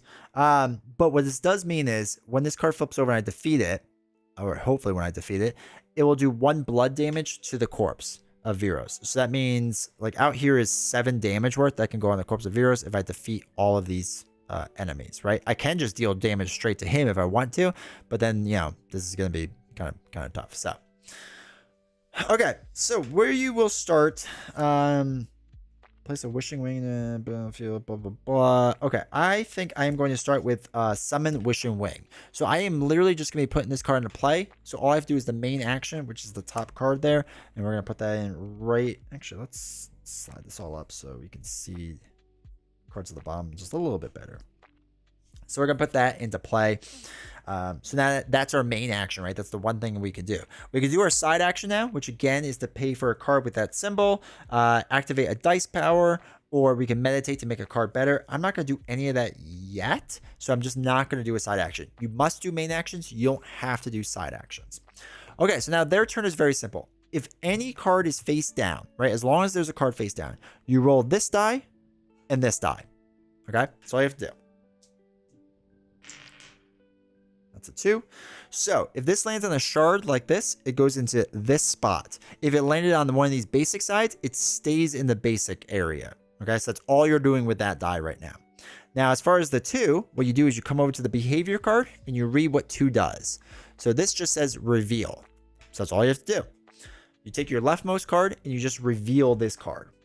So we're going to flip it over, and it says Wild Throw. It's a mighty aspect on the battlefield. So when this unit comes into play, I'm going to hold it further down because my arm's going to get tired. When this unit comes into play, attach a stun conjuration alteration spell into the opposing player's target leftmost unit and reposition that unit to the rightmost. Okay. So again, units aren't Phoenixborn. They're anyone out here. There's no one out here, so we can't do the thing it wants us to do, so we don't have to do it. So now, as far as the symbols, this symbol means that when he's attacking, he's going to attack our leftmost unit, not our Phoenixborn, our leftmost unit. If there is no leftmost unit, then he'll attack our Phoenixborn. He's going to attack for 3 damage. He has 1 life, and when we destroy him, he does 1 damage to the corpse of Viros. Okay?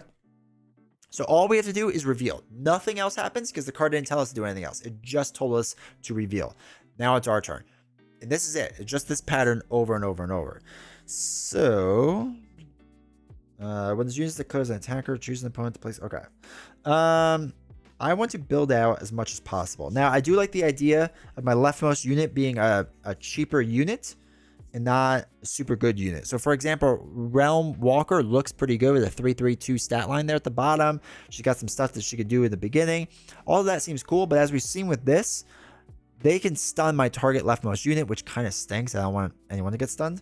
So I think for my main action, I'm going to use this. So what it is it shows in the bottom main action, and then this symbol right there, hopefully you can kind of see it, is to exhaust, right? It just means you exhaust the card and have to spend 1 time, right? 1 time die.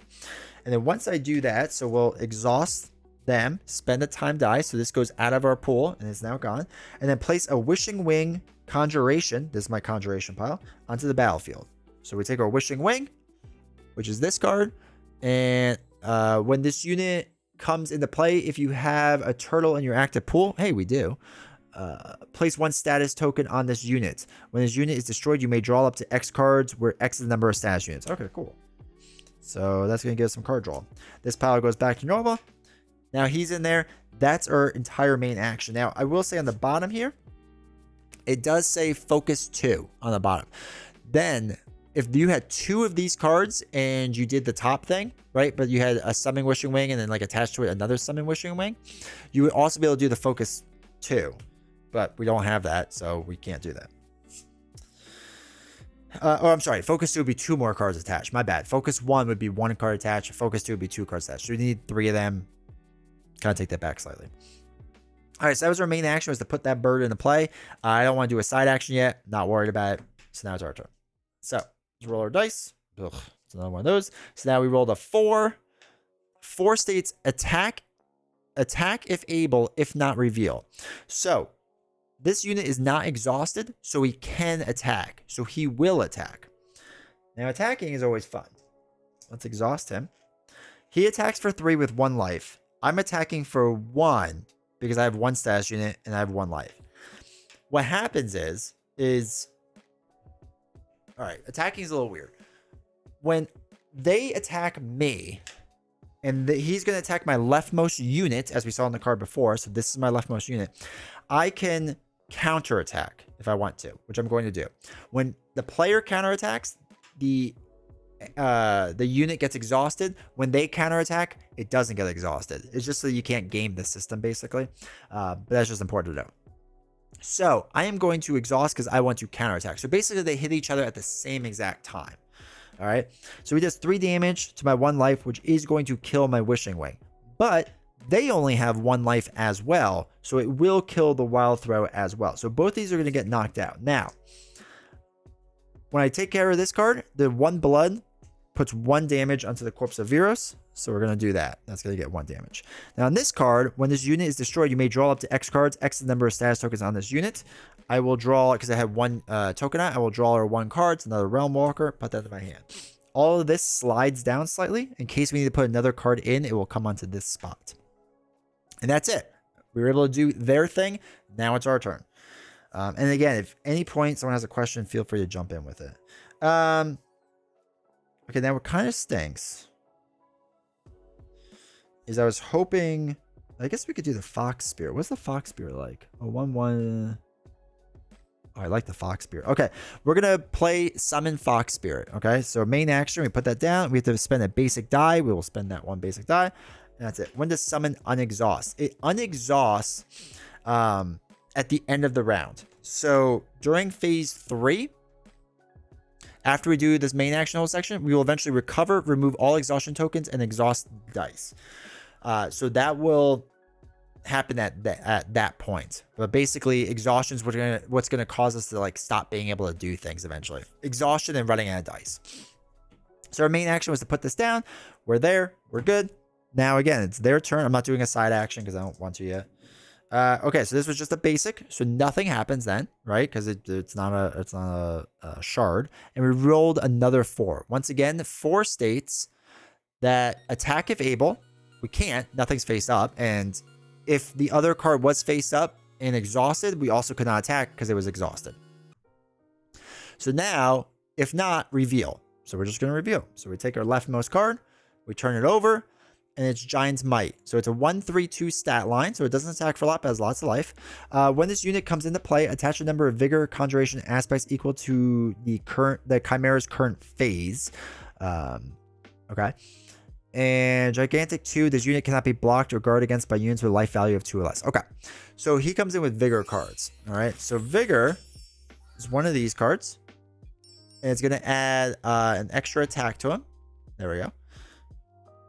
So we're going to put that on him. And the reason it's only 1 is because we're in phase 1. We can look at the behavior and ultimate cards, and it says right there, phase 1. Also, Lafa, thank you for the follow. I appreciate it. Hopefully you're doing well. All right, so now he's there. He now has 2 attack, 3 life, 2 blood, and he can't be blocked by units with life value of 2 or less. So we just have to take mental note of that. Okay, so now let's summon our Fox Spirit as our main action. So we use an exhaust token. Hold on, let me just show the bottom of it. It shows once again a main action, exhaust, and a face. So we're gonna do our main action. We're exhausting, and we use a face die, and we get to put the Fox Spirit into play. Actually, we'll show this. Now, Fox Spirit is a 1/1/0 stat line. When this unit comes into play, you may raise 1 die in your active pool 1 level, which is really cool. And then when this unit is declared as an attacker, add 2 to its attack value for the remainder of the turn if it is targeting an exhausted unit, which that's really nice too. So we can raise one of these dice 1 level. So basic could become this level, or this die could become up here with a turtle. I don't need more turtles in my life. So I'm going to raise the basic die up to the face. So we're going to increase that. Side action.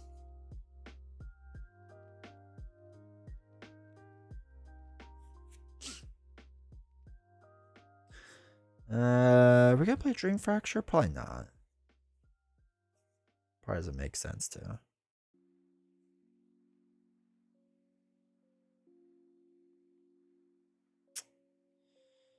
No, I don't think we're gonna do that. Okay, yeah, that's all we're gonna do. All right, once again, they roll. Basic thing, nothing happens, and then they rolled a 9. So 9 states, first they do a side action. Target opponent player must lower 2 non-basic dice in their active board by 1, which takes a lot. So we're going to take both of our time and lower it down to basic. Then our next thing is that he has to reveal. So reveal the leftmost card, which is this one, flip it over, and it's Warcry. So he's a 1/4/2 stat line. After this aspect or an adjacent aspect is declared as an attacker, attach a vigor or conjuration. Okay, that's fine. Okay, so his symbol is a little different. I forgot to mention this on the other one. It's in the middle. It's not in the left. And it's not in the right. In the middle means it's going to target the Phoenixborn. So they're going to be targeting Phoenixborn, not like a random middle ally. All right, I want to put a Realm Walker in because I feel like we need to beef up our board a little bit. So main action, we have to use a wolf, a time, and a basic die. So I'll use all that. She's in play. When his unit is declared as an attacker, so we don't have to worry about anything just yet. All right, cool. Now, they roll again. Again, they have 1 last face down card, so this is going to be the last roll, most likely. It's a basic and a 1. 1 just states the reveal, so that's all we do. Just reveal this card. And it's another Warcry, which is not great. All right, so now moving forward, it's our turn now, but he is not going to roll dice anymore. He is just going to activate left to right, right? So he's going to have 3 more turns, most likely, of activation. So I want to hustle a little bit. Okay, so what we're going to do is, okay, I am going to...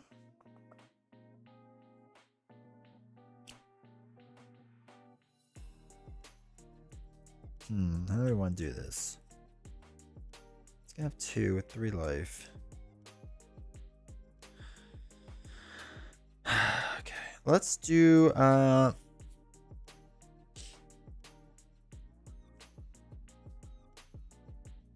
okay.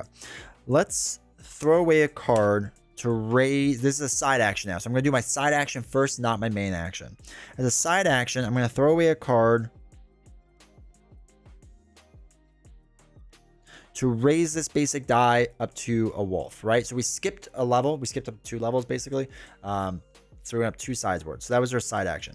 As our main action, we're going to put another Realm Walker in. And it's going to cost a wolf, a time, and a basic. So I only have 1 die left, which is the face. Important note, I should have kind of mentioned this beforehand, but on our stat line up here, we have 6 battlefield, 17 life, 5 spell board. 17 life is pretty self-explanatory. 6 battlefield means that you can only have 6 units up here, and spell board means you can only have 5 across here. All right, so we got our 1 thing left. We did our side action, we did our main action. Now it's their turn. So he's going to attack. Now, we have to kind of pay attention to the war cry because it affects adjacent units as well. So, Giant's Might. They're going to be attacking my Phoenixborn for 2, but Warcry states after this aspect or an adjacent aspect is declared as an attacker, they're adjacent, they're declared as an attacker, attach Vigor, Conjuration, Alteration spell to the attacker. So they are declared. He's going to get another Vigor on him. Duplicate some? No. So if I had 5 summons on this 1 card, it's 1 summon. Right? So basically it's 5 cards out this way. This board, though, if I have 2 Realm Walkers, they count as 2 different people. So spell boards will stack. These will not. Battlefield won't. All right, so he's going to attack for 3. Now, they're targeting my Phoenixborn. The way I could do this is, let's think about this. So the way, okay. Let me read it how they explain it, because this might be the best way to explain this thing. So if your Phoenixborn is the target, which is what they're doing, right?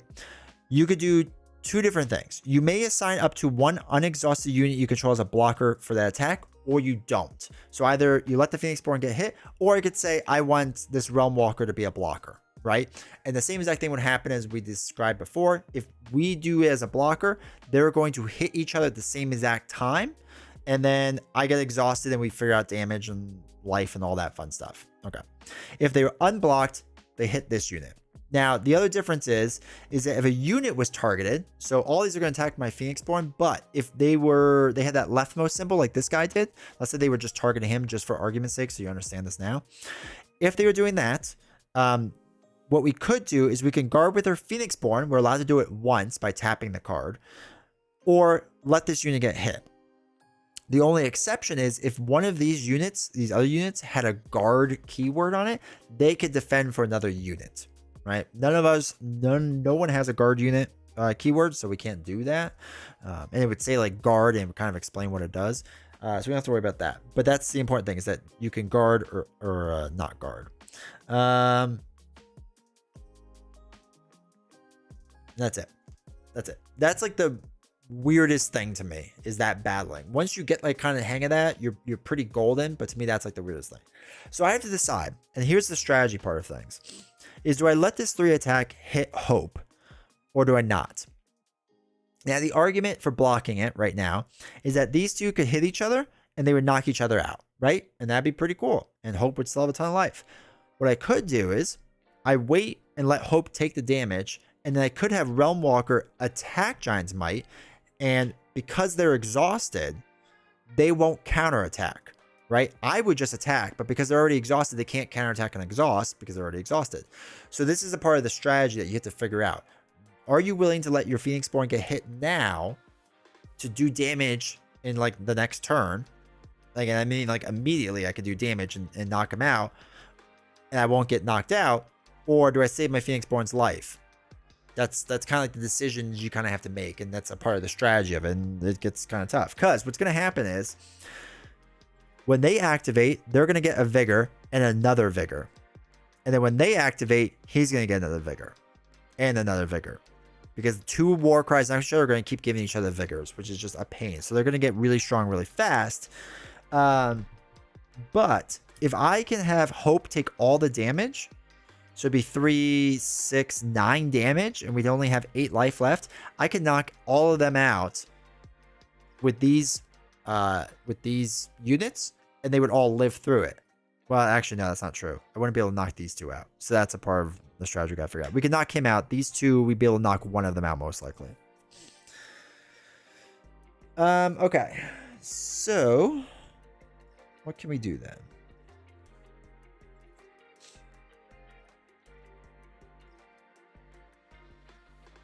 Actually, we might be able to do it. All right, so what we're going to do is I'm going to let him hit my Phoenixborn. I'm very okay with my Phoenixborn getting hit the first round and trying to build out. I don't know if it's the best strategy or not, but it's what strategy I use. So she's going to take 3 damage. That's the end of their turn. So it's our turn. What I'm going to do...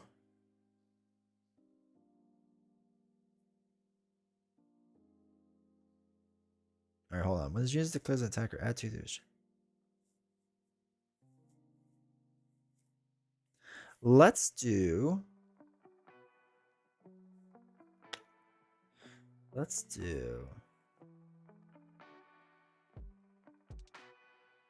Okay, what we're going to do is I'm going to exhaust and do a side action with Hope.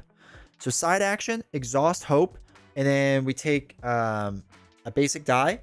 And now it says, choose a conjuration you control with a life value of 1. Oh, wait.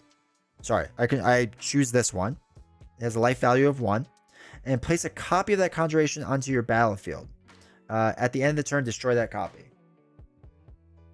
So we're going to place a copy of it onto our battlefield, which is another Fox Spirit, right? So we get to put another version of Fox Spirit. This one's going to get knocked out. What we're going to do is we're going to attack with this Fox Spirit. So when this unit is declared as an attacker, add 2 to its attack value for the remainder of the turn if it is targeting an exhausted unit. I'm going to target this unit since it's exhausted. It only has 3 life. So I'm going to do 3 damage with it. Boom. Knocked it out. So the vigors go away. Okay, when this unit is destroyed, reroll 1 basic rage die. So we have to do this in 1 second. So on each card here, each of the vigors, it has enrage 1. So we have to do the thing. So we're going to just take both things. Oh, yeah, roll for guard. Shoot. This is the rule that I forget all the time. Good point. Thank you. Thank you. So now that I attacked him, I have to roll this die to see the Corpse of Heroes is going to guard for this unit. If it rolls a 9 or higher, it rolled a 9 or higher.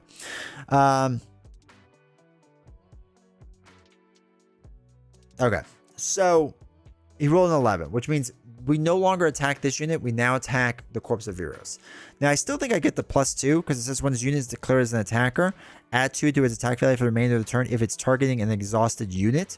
I was targeting an exhausted unit, so I still think it gets the 2. You can double check me on that. I'm not 100% sure because I'm not targeting that unit. I'm hitting that unit. So I think it's that, which this is unfortunate, but it's not the worst thing. All right, so that's 4. It is now the end of my turn.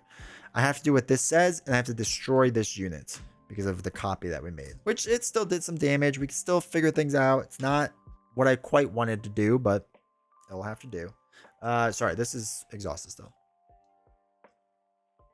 So that stinks. That's one of the things. That's the rule I forget about all the time, as you can tell. So just pay attention to that rule. All right, Warcry is going to attack. Now, when it does, it gets 2 copies of Vigor on it. 1 for this and 1 for this. So he's swinging for 3 against my Phoenixborn with 4 life. Now, the problem is, if I block with one of them, we could block. No, I'm going to let it hit my Phoenixborn. So it's going to hit for 3, so it's going to be 6 damage total on my Phoenixborn. We're just going to take the hit. I think that's fine for now. Okay. Cool. Now it's our turn. Let us main action the Fox Spirit. We're once again going to try to hit the Giant's Might. So we get +2 to our attack value, so we're hit 3. We'll see if the Phoenixborn guards. It doesn't. We only rolled an 8, thank God. So we take out Giant's Might. We do not get counterattack because they were exhausted. All this moves over. These go back, and it's 2 blood, so this is up to 6 total damage on him. Cool. All right. Their last turn, he's going to get 2 more vigor. He's going to swing for 3. Do we let a Realm Walker?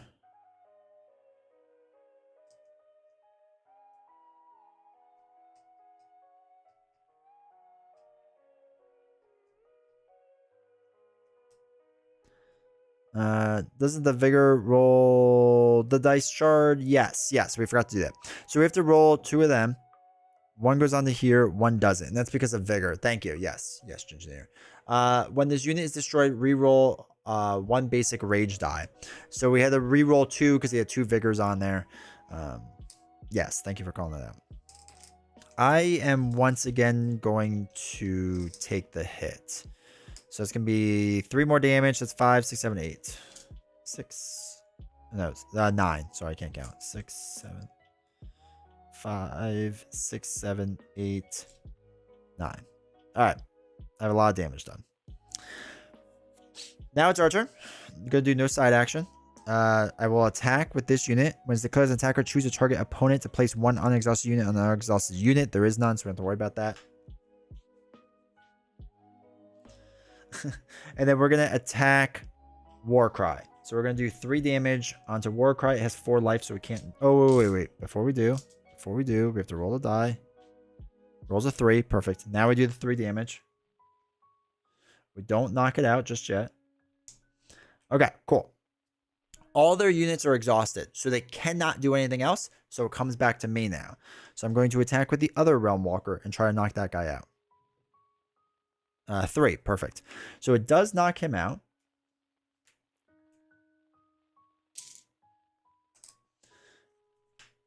Two blood. So we put 2 more damage onto here. I'm holding on to these cards because I know I have to do the thing on them. And then re-roll basic rage dice. So we have for 2. Okay. So what happens is when you get all the shards, you take 1 of these shards off the side and you put it on Corpse of Heroes. When 3 happens, his ultimate happens. But when it's just 1, we're okay. Promise he's about to get another one.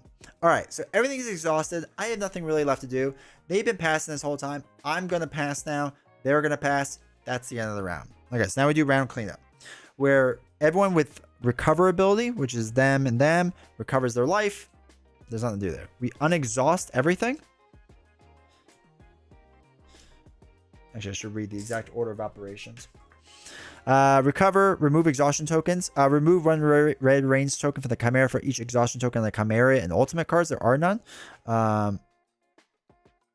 Rotate the Phoenixborn upright. All right, exhaust dice. May exhaust any number of dice that you want. Place a red range token on the Chimera for each aspect in play. There's 1 there, so another red range token is going to come onto him. This is another way that builds up fast, and that's why I want to get rid of these guys as fast as possible. Replenish statuses, we don't have to do anything with. And then now they are the first player. So now they're the first player, and we go back to the top. So we take all of our dice, re-roll them. Hopefully, Beast Snow, you're getting it by now. Just going to call out him. So all of these come back up. Basic. We're going to replenish their deck, so they get 4 cards, because their threat is 4. And we keep it face down. Doesn't matter if it's 1 blood or 2 blood. They get 4. And then we now draw, or we could discard this card if we want to. Lower 1 die on its base or its power side.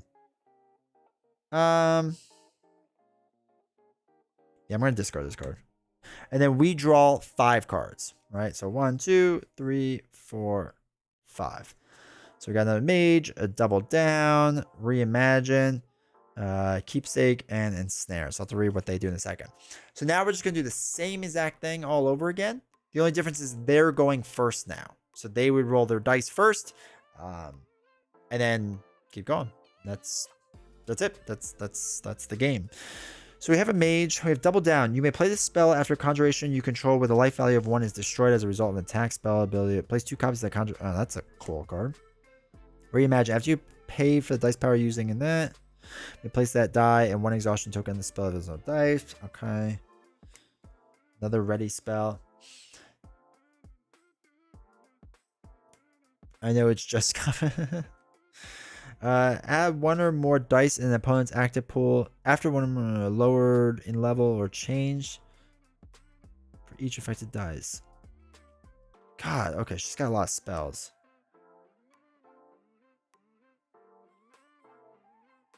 Alright, Ensnare's interesting. After this, play this spell after an opponent declares a guard.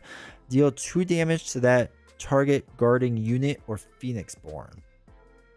That's interesting. Do some damage to the Phoenixborn. Okay.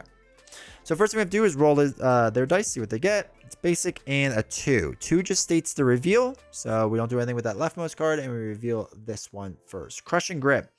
The opposing player's leftmost unit is considered to be exhausted. So I put a reminder above to show that it's not exhausted, but to remember that there's a thing out there I have to do.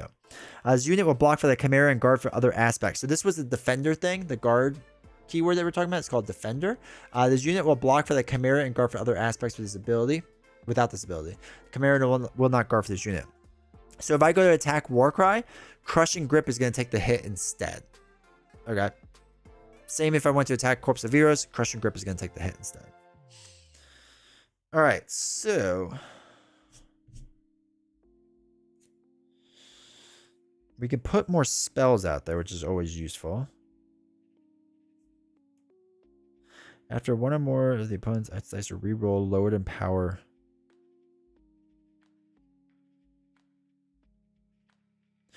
Keepsake's interesting. Keepsake can be good because they're gonna manipulate dice a lot. I'm gonna do that. I'm gonna use my main thing to do Keepsake. The reason being is because it's a main action cost, and after 1 or more dice in the opponent's active pool or rerolled, lowered, or changed to a side of your choice, place 1 status token on the spell for each of it, right? So you can put up to 4 things on here, and they're gonna reroll dice constantly here.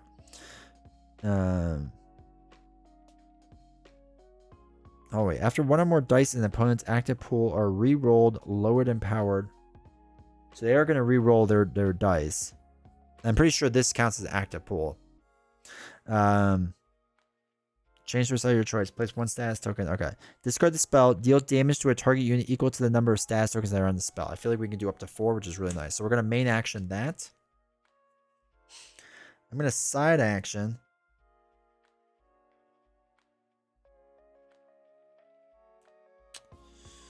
I don't know if I want Reimagine. I'm going to throw away Reimagine for now. To bring this up to another wolf head.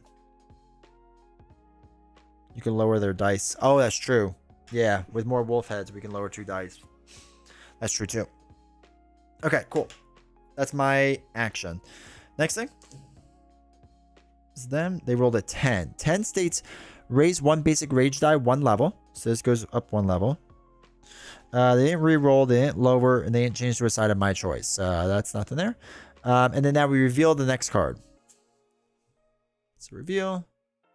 Giant's Might. When his unit comes to play, attach the number of vigor alteration spells to his thing. It just gets 1. So 1 goes onto there. Okay, so now it's our turn.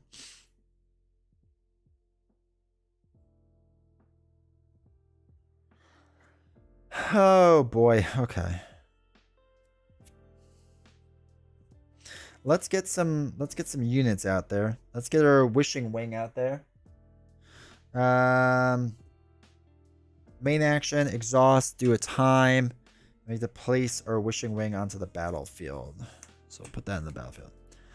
Is the most chess-like LCG I've ever played? Yeah. It's so fascinating. Is there a way to recover Phoenix's life? Some decks have cards that will do it. I don't think this deck does. So I don't think there is a way to recover my life at all. So I have to be very careful with my life now.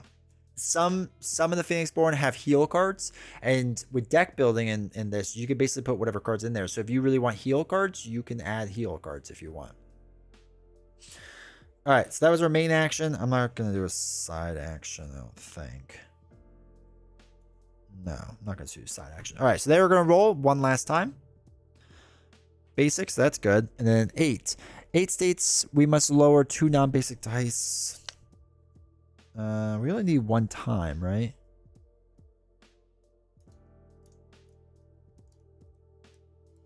Yeah, all right, we'll lower these.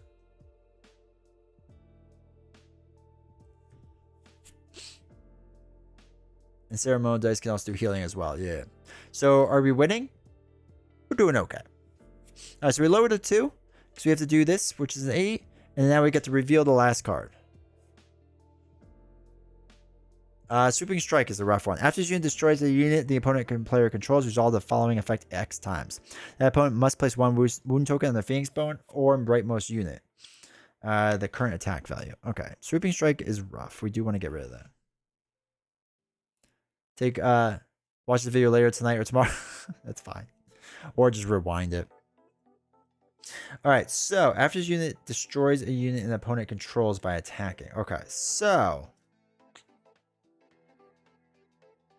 what's our battlefield? We're allowed 6.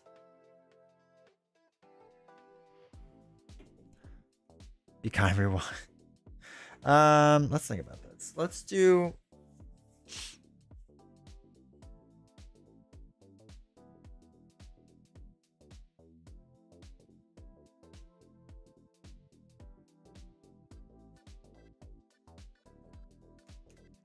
let's do 1, 2, 3, 4, 5.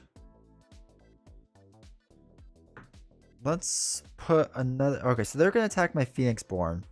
I can defend with somebody.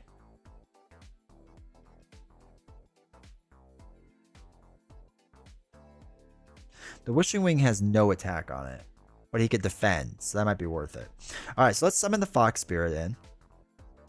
Okay, so Fox Spirit's gonna come in. When this unit comes to play, you may raise 1 die in your active pool 1 level. I'm gonna increase this to the face.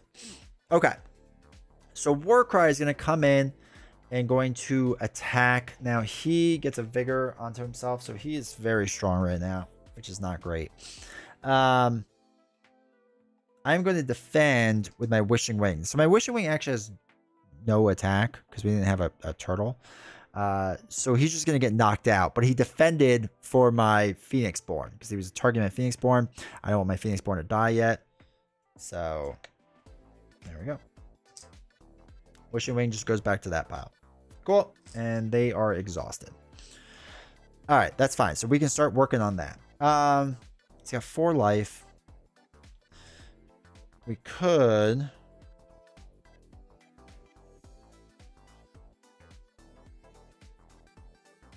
All right, what I'm going to do is I'm going to play our mage. All right, we're going to play our mage. Get 2 of the wolf heads to play it. And then our side action is going to be to lower 1 die on its power side and a target opponent's active pool 1 level. So I'm going to lower this by 1 because it's a side action. And when I do that, I'm going to place a status token on here. And we're going to save up those status token monies. Because it should be good. What do we have over here? Is it Fox Spirits? We do have Fox Spirits. Okay. Alright. So now Crushing Grip is going to go. Crushing Grip is going to attack my leftmost unit. Now, what's interesting is because this is the other side note to note with this game. When a card is exhausted, their bottom text box gets blanked out. The only exception is if the text box has this little X on it, then that part does not get blanked out. So when he exhausts, my Fox Spirit's no longer exhausted. It's a weird thing. So he's going to attack my leftmost unit, which actually would be the Fox Spirit. So it doesn't, I think the timing works out where it doesn't blank out right away. I think we have to like declare at the same exact time. So he's going to attack my Fox Spirit, which is actually going to knock him out, which kind of stinks. So that knocks him out. Doesn't do any damage back because he was technically exhausted. When you're exhausted, you can't counterattack. Pretty sure that's how that will work. Now, what I can do is...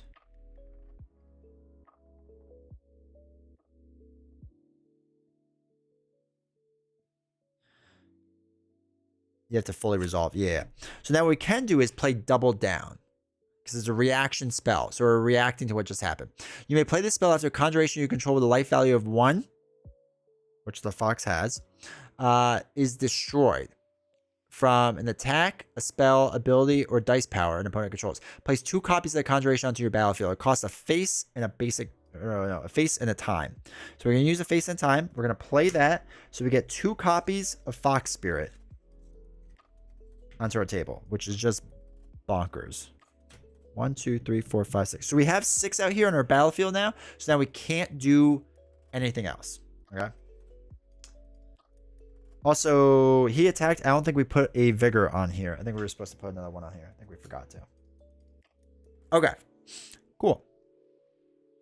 So now we can do work. So now he will no longer guard for anyone because he's exhausted, which doesn't really matter.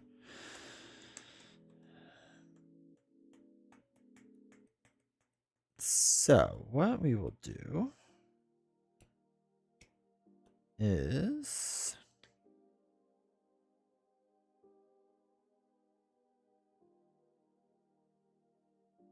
okay, what I'm going to do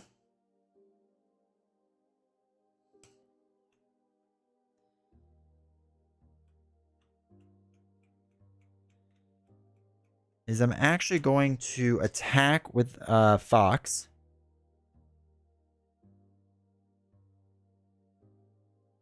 Wait, when this comes into play. Okay, so 2 came into play, so we can raise our dice by 2. So we're going to do that. I don't think it really makes that much of a difference, but I think that's going to be fine. Actually, hold on. We don't need those. We need turtle. So we're going to lower that. Add 2 to its attack. Hold on. Raise 1 die and you have to pull 1 level. So I think we can do it twice on 1 die, I think. All right, so I'm going to have my Fox Spirit attack Giant's Might. Now, they are going to counterattack, and the reason why I'm going to do this is because we have Ensnare, which will allow us to deal damage. So they're going to be guarding with Giant's Might. Now, it says you play this card when an opponent declares a guard. So, okay, I'm not counting that because it landed in between dice. It was on its angle. Let's roll this way. 10. Okay, cool. So fun. We're going to be doing 1 damage to them now. You may play this card, the spell after an opponent declares a guard. Deal 2 damage to that target guarding unit or Phoenixborn. The Phoenixborn is guarded, so it's going to be 2 damage there. So it's 5, 6, 7, 8. So that's 10 damage total onto here. And then 1 more damage from Fox Spirit, dealing damage into there. That stinks. I really wanted to get damage done to him. Okay. Now it's their turn.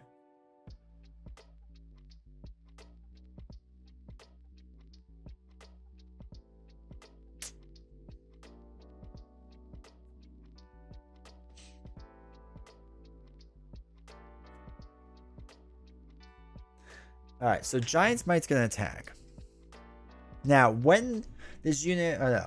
This unit cannot be blocked or guarded against by units with a life value of 2 or less. We can do it with Realm Walker, which I think we're actually going to do. We are going to defend. So they're going to hit each other, and they're going to counteract each other. My Realm Walker gets 2 damage.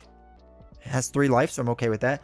We deal 3 damage back to Giant's Might, and we're going to knock out this Giant's Might. So it's actually pretty strong. All right, so it's going to do 2 blood onto here. It's going to be 2 damage. So it's up to 13 damage. Knocks them out. And then we have to re-roll a basic rage die. It's that. Now, they re-roll the thing, so we put a status token on here. Cool. How much damage? So there's 13 damage there, 2 damage here, and 5, 6, 7, 8, 9 damage here.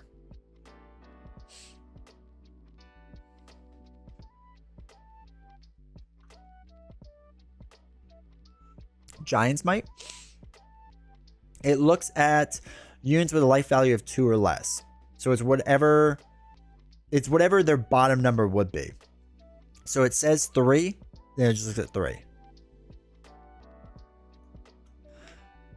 Oh, how much damage? 3, 4, 5, 6, 7. So we can get him up to, what is that? 15, no, 10, 13. So we can get up to 20 out of 30 damage. But we might as well take out all this stuff. I think next turn we can do pretty well.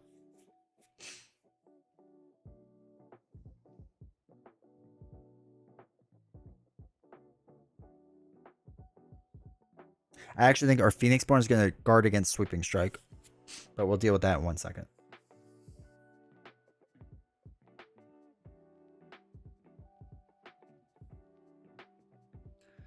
Yeah.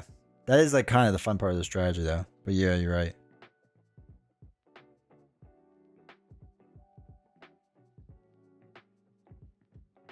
Okay. So.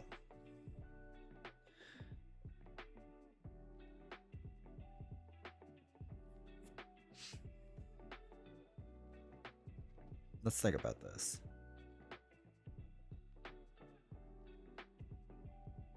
Choose a target opponent to place 1.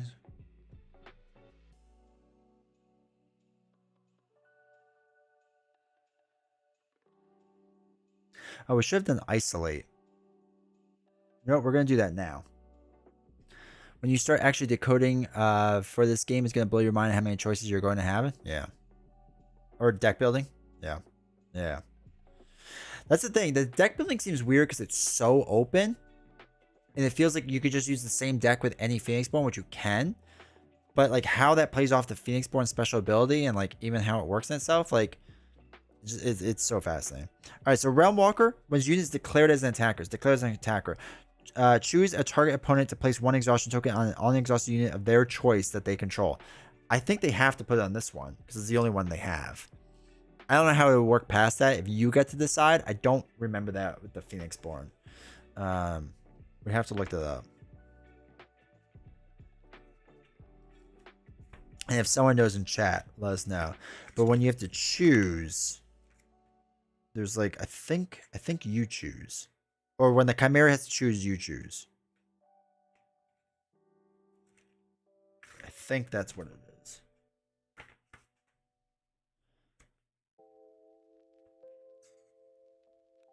If a player's effect would require a Chimera to make a choice, the player chooses which option the Chimera chooses. Yeah, you choose. Okay, perfect. So we're going to exhaust him.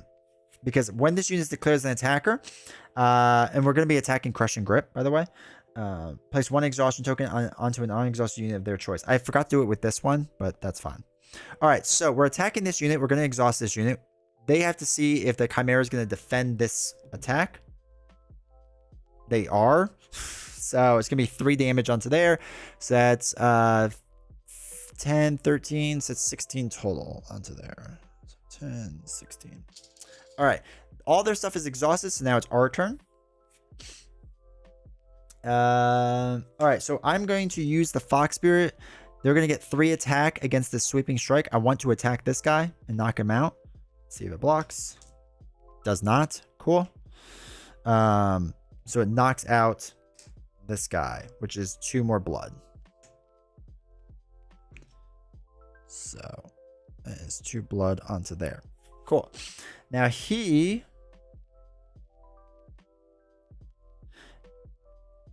text speech. It's all good. All right, so he, if it is targeting the exhausted unit. All right, so he's going to target Crushing Grip now. We're going to see if the Phoenixborn blocks it. Doesn't, thank God. So it does 2 damage on the Crushing Grip. 1 blood. So that's 14 onto there. So that's 10, 15, 19 total damage. Cool. Now, I am going to side action discard a card. Does that make sense? No, we're not going to do that. All right, we're going to main action. Keepsake. Exhaust it. and pay for it with this. To discard this card, deal damage to a target unit equal to the number of status tokens that were on the spell. We're going to deal 2 damage here. I've run out of tokens. The reason being is because they're not going to do enough damage. So what we'll do is place the 2 here and then place 10 onto there. All right, so that takes this out. Okay. Now they can't do anything, so our turn. He's going to attack for 3. We're going to see if the Chimera blocks it. It does not. So this will knock him out. It will be 2 more blood onto there, which is 10. What is that? 14. Or I'm sorry, 19, 15, 16, 17, 18, 19, 20, 21. So 21. I think next turn we can win. Knocks him out. Now, with all the vigors, we have to re-roll 4 dice.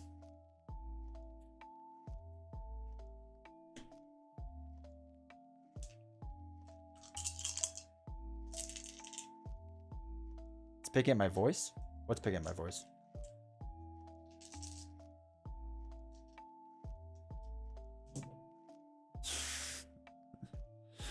There we go. There we go. And 2 basics there. Okay, that's everything. Oh, it's picking up my voice. Blackjack. All right, so that's the end of that, right? There's nothing else we can do. We are pretty golden. We're probably gonna win. So this will be a good show off of how it ends. So recover now. So the only recovery is on this card. He recovers 2 because it says in the bottom right, recover 2. We unexhaust everything. We can get rid of some of our dice. Now you can keep any dice that you want to, which is nice as well. He doesn't get any more red range tokens, which is really good. He's going to get 4 more cards out there. 2, 3, 4. I get to roll all my dice. Basic, basic, basic, turtle. Face, head. All right, cool. We roll that, draw our 5 cards. 1, 2, 3, 4. Yeah, we should be good. All right, Void Pulse, Keepsake, Dream Fracture, Summon. Okay, cool.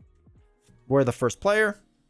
Now it's our turn. So, now, he has no guards out there. And as you have noticed in the past, we've been taking 1 ally and attacking 1 unit. That's all you're allowed to do. You're allowed to use 1 ally to attack 1 unit. I can't use all my allies to attack 1 unit. What I can do, though, is take all my allies and attack Corpse of Veros, right? Attack the main enemy. I am allowed to do that. So he currently has 21 damage. He has 30 life that he has. So we have 3, 6, 7, 8, 9, 10, 11 damage. So we are going to exhaust 3, 6, 7, 8, 9, 10, 11 to do all that damage onto there. So that is another 10 and another 1. So that's a total of 32 damage. That is done. We have done his life. We are done. We have won the game. And that's it. That's how you play Ashes Reborn. So we actually, our strategy in the beginning worked out really well. Again, trying to get allies out there, getting the engine going. Dreamlock Mage was actually kind of huge. With getting them out and building them up a little bit. So that was cool. That was cool. That was fun. I like Hope. Hope was pretty good. And she was a good instruction to show how everything works. Because I think we did a little bit of everything in this game. So that was pretty sweet. But yeah, that's it. That's the game. We didn't even get into phase 2. So just FYI, just to point this out with phase 2. If we would have put the 3rd token on, we would just do what the card says, basically. So after placing the red range token on the Chimera, if there are red range tokens here equal to or greater than the Chimera's ultimate value, which ultimate is 3, we will remove all tokens, discard all the cards that they don't own, deal 1 damage to all units and Phoenixborn that Chimera's opponent controls, and then we take this card and this card off, and then we deal with these cards. Basically, now when I roll, things get a little bit worse, and the ultimate does a little bit more damage. And then we'll get on to the 3rd stage, and then for the 3rd stage, you keep doing it, like bad things would keep happening. So a lot of it is really just kind of figuring out how your deck works, the best way to make use of everything, and keeping the Chimera in check. Because as you can tell, the Chimera will hit for a lot, especially in the beginning, right? It will do a lot of damage, especially in the beginning there. So that's really like the big strategy, is just keep that in check. Because my worst times are when I just don't have a good opening play, or I get too aggressive or whatever, or the enemy just does a little too much. So, but anyway, that was fun. That was really fun. That was really good. Good old Chimera, Corpse of Heroes. But yeah, I like Hope. I like the way Hope works. But I'm excited to see. I'm excited to look at people's decks that they make and try to learn more from it, because we've almost learned all the Phoenixborn. I think we have like 4 left that we haven't done yet. This game looks good. It is to me, it's the opposite of Marvel Champions in a good way, right? Marvel Champions feels very snappy, feels very quick. The turn, like if I make mistakes early on Marvel Champions, it's fine. I could probably work my way around it.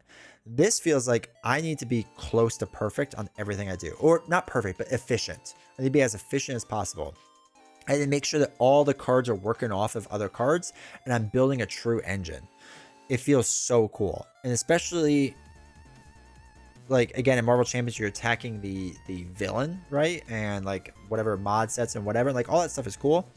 This, I mean, I'm playing against the same enemies almost every single time, but it doesn't matter because that's not the fun part of it. The fun part is figuring out your Phoenixborn and how that Phoenixborn works. And I'm happy that the villain has changed up a bit and it's different, and I'm excited at doing the 3rd one, and I hope they keep doing more. But it's a really, it feels like it's like a generic challenge, but it's a good challenge because that's not what the interesting part of it is. The interesting part is, how does this Phoenixborn work? How do these decks work together? And it's a good, fair challenge. So I hope they keep coming out with more stuff. But yeah, it's good. And if you can get on sale, it's really worth it in my opinion. But we'll have to see if they keep doing more of these co-op expansions. I hope they do. I really do. I really do. Because they are so much fun. And plus now I'm caught up in the game, so it's not as expensive. And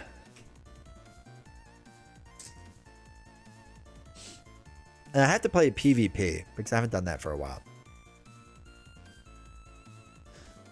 From Plaid Hat. Yeah, I think the bundle was not that much money. Or at least it used to not be that much money.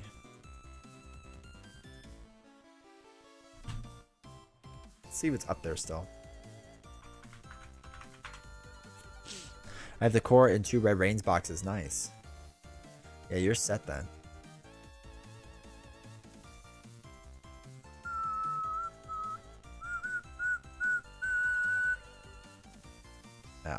Okay, so the bundle and the core box combined right now on Plaid Hat Games is $70. So that would give you, how many people are in it? It's like 4 or 5 Phoenixborn are in it. So it gives you a decent like set right away to do stuff with, which is nice. And then yeah, once you have Red Rains, or sorry, Corpse of Heroes, the Scourge is only $30 to get the next one. And then yeah, just you keep looking for these ones on sale. Just get them on sale. Miniature Market and Game Nerds and whatever. Let's see if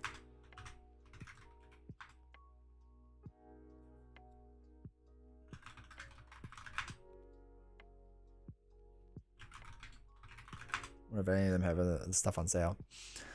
They keep running out of stock too, which stinks. All right, so they're pre-ordering that.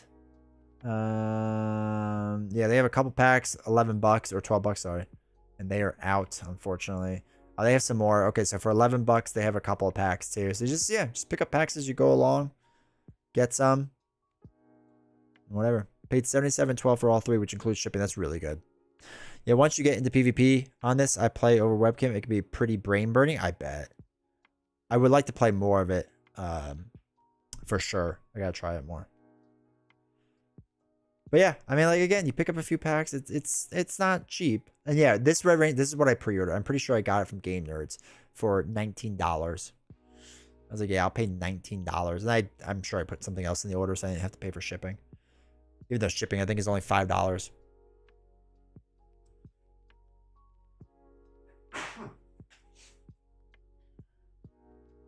But yeah, it's I mean, it's like expensive, but it's not. Why you're done streaming? Because I am done streaming. I have done the thing. My brain hurts after this game. Or I can start putting this away while I talk to you all, though. Yeah. That's the only thing is like with whatchamacallit. Marvel Champions, I feel like I could play like 15 games in a row. With this, it's like, I can play a couple. Any word from Renegade? No. 0 words from Renegade. Oops.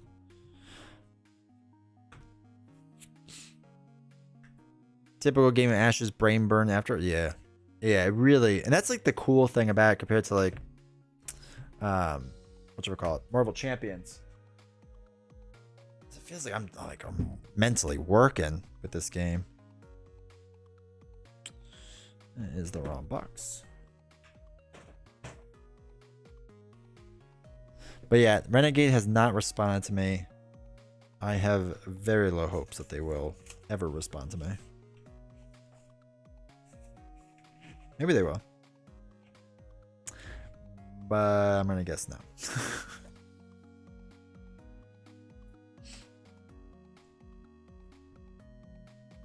Feel like I should sleeve something today? Sleeving some Pokemon cards? It's always a good thing to sleeve. Actually, let's do Corpse of Vero stuff. Put all this away. 1, 2, 3, 4, 5, 6. Connoisseur fight activities. I still feel like the only person in the world that does not like sleeving. I still just don't like it. It's not fun for me. Like my back hurts after it. Because I'm old. My back hurts after everything I do. It's terrible. We got back to that, which seems like they go in binders. I collect Pokemon I don't play. Well, no, you sleeve it to put it in a binder. Come on. Come on. I feel that stupid back. Dude, the back is so bad. Earthborn Rangers came in. I sleeved the whole set. Put some music and get this done. Yeah. Yeah, I know there's like a large group of people that like love sleeving. It's like their favorite thing. It's relaxing to them. Not for me. Not for me. There's a 0% chance I put it in a sleeve and then put it in a binder. Up your binder game. Is this what this is going in? No. What did I do?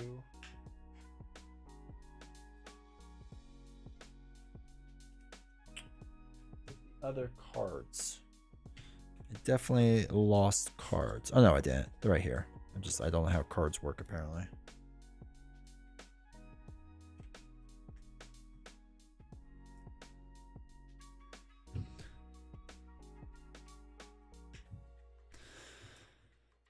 The sleeving isn't fun. The satisfaction of having sleeve cards is. That's fair. That's very fair.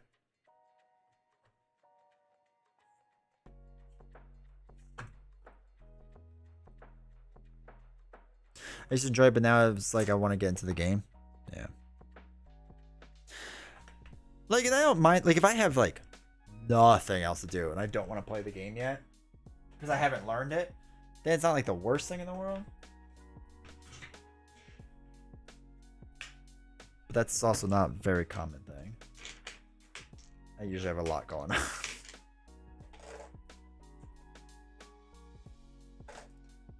Hey Matt, how's it going?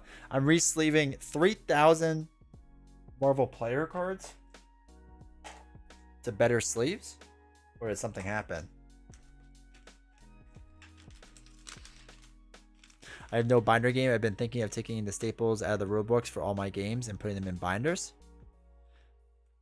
So I do that with the slips, the old Fantasy Flight game stuff. I put it in those slips.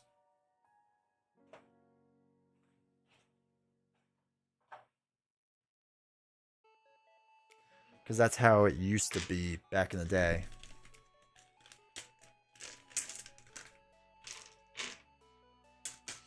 But I think the new Arkham stuff and whatnot is in like nicer binders, right?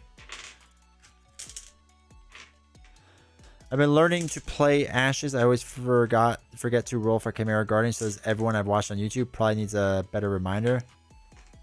But the unleashing of massive damage is very cool. Yeah. Yeah, I need like a giant post-it note to just put down that states that or something. Or I don't even know. I don't even know what you do. You know?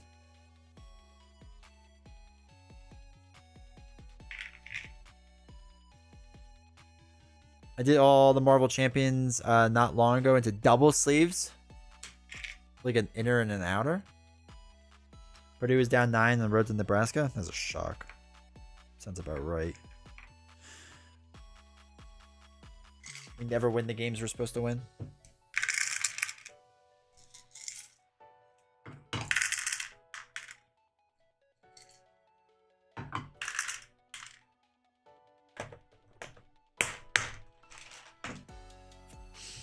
Good old Purdue.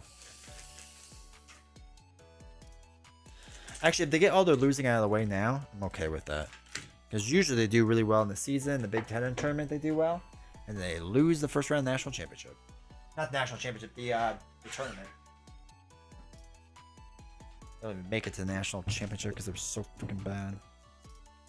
Sorry, I get angry about that.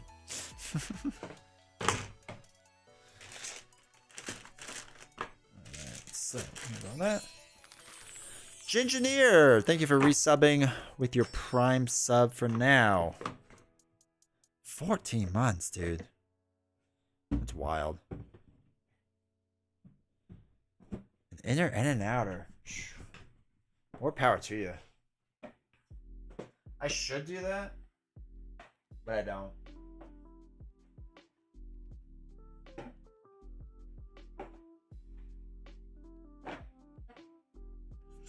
Alright, cool. It's playmats. We'll just put it aside for now.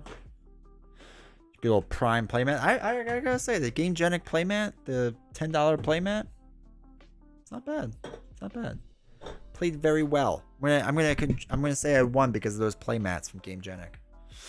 Not sponsored, but yeah, Gamegenic. I want to sleeve Netrunner, but I'm pretty sure it's almost 800 cards. The alien boxes are 1K together. Whew. They need a lot of storage room, dude. Yeah, that's true. Think about that. I still need to find a better storage box. I don't know what yet, but we're gonna figure it out. We're gonna get something nice. This doesn't have to be nice. Just get something. Got some bulk boxes, and I thought they were pretty good. Is that the thing Team Covenant's been talking about recently? I have to check it out.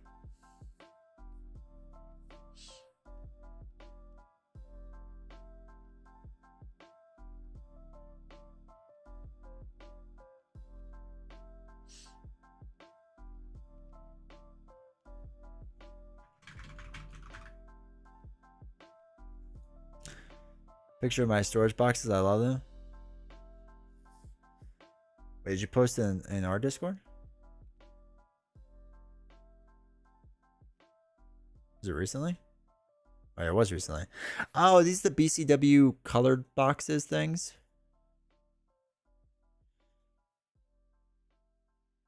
And then the Marvel Champion storage ones. Yeah, that's sweet. That is sweet. They're sturdy? Okay. Ah, so nice. Yeah, I have to figure that out. Because so I have to do a video soon of my streaming setup because a lot of people have been asking about where BCW holds 2,400 sleeves. Nice. Also, welcome Squad a lot. Also, Squad a lot. I feel like we were just talking about, not just 2 hours ago, hour and a half ago, talking about lifting. I used BCW for years with my go-to bulk boxes. They're just better. I'll have to take a look at them. I can't remember how much they were. I feel like they weren't that much money. So yeah, I have to do a video soon in my streaming setup because I've had a lot of people ask somewhere recently, and Nelson just did his video on it, so I feel like I shouldn't copy it immediately, but I'm going to. But basically, I was redoing things and making things look nice because I want to like make it look presentable, because it's usually a mess. Usually it's like a mess all over the place.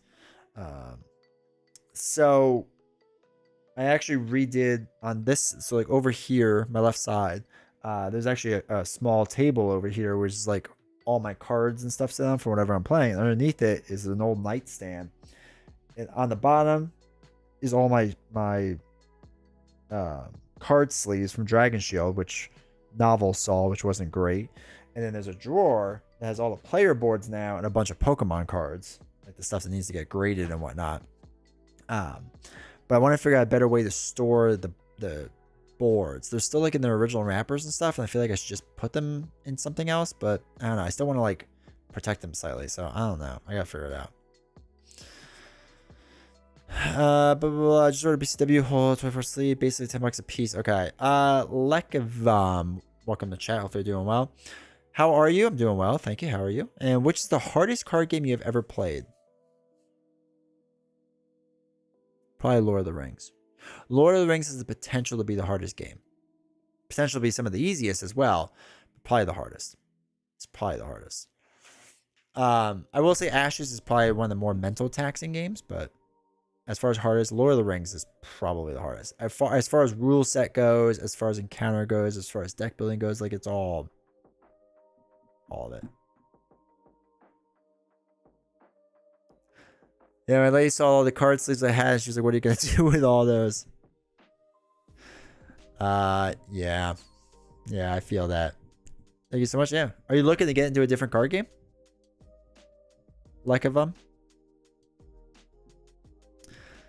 I was like, you like shoes, I like card sleeves. See, the problem is she doesn't even like shoes. She likes books, and she buys used books. So they're not even that expensive. And half the time, publishers just give her the books for free anyway. I'm in a very weird spot. I said 2,000 sleeves delivered. T-Snow opening went. Oh my god. What'd you get? Did you get it through eBay? The Dragon Shield sleeves? Because that's the way to go, man. I'm telling you. That's the way to go. On 200 sleeve or 2,000 sleeves, you could save like what is that, $40? eBay always, that's all I do now. Dude, it's such good pricing. Comparatively. It's relatively decent pricing.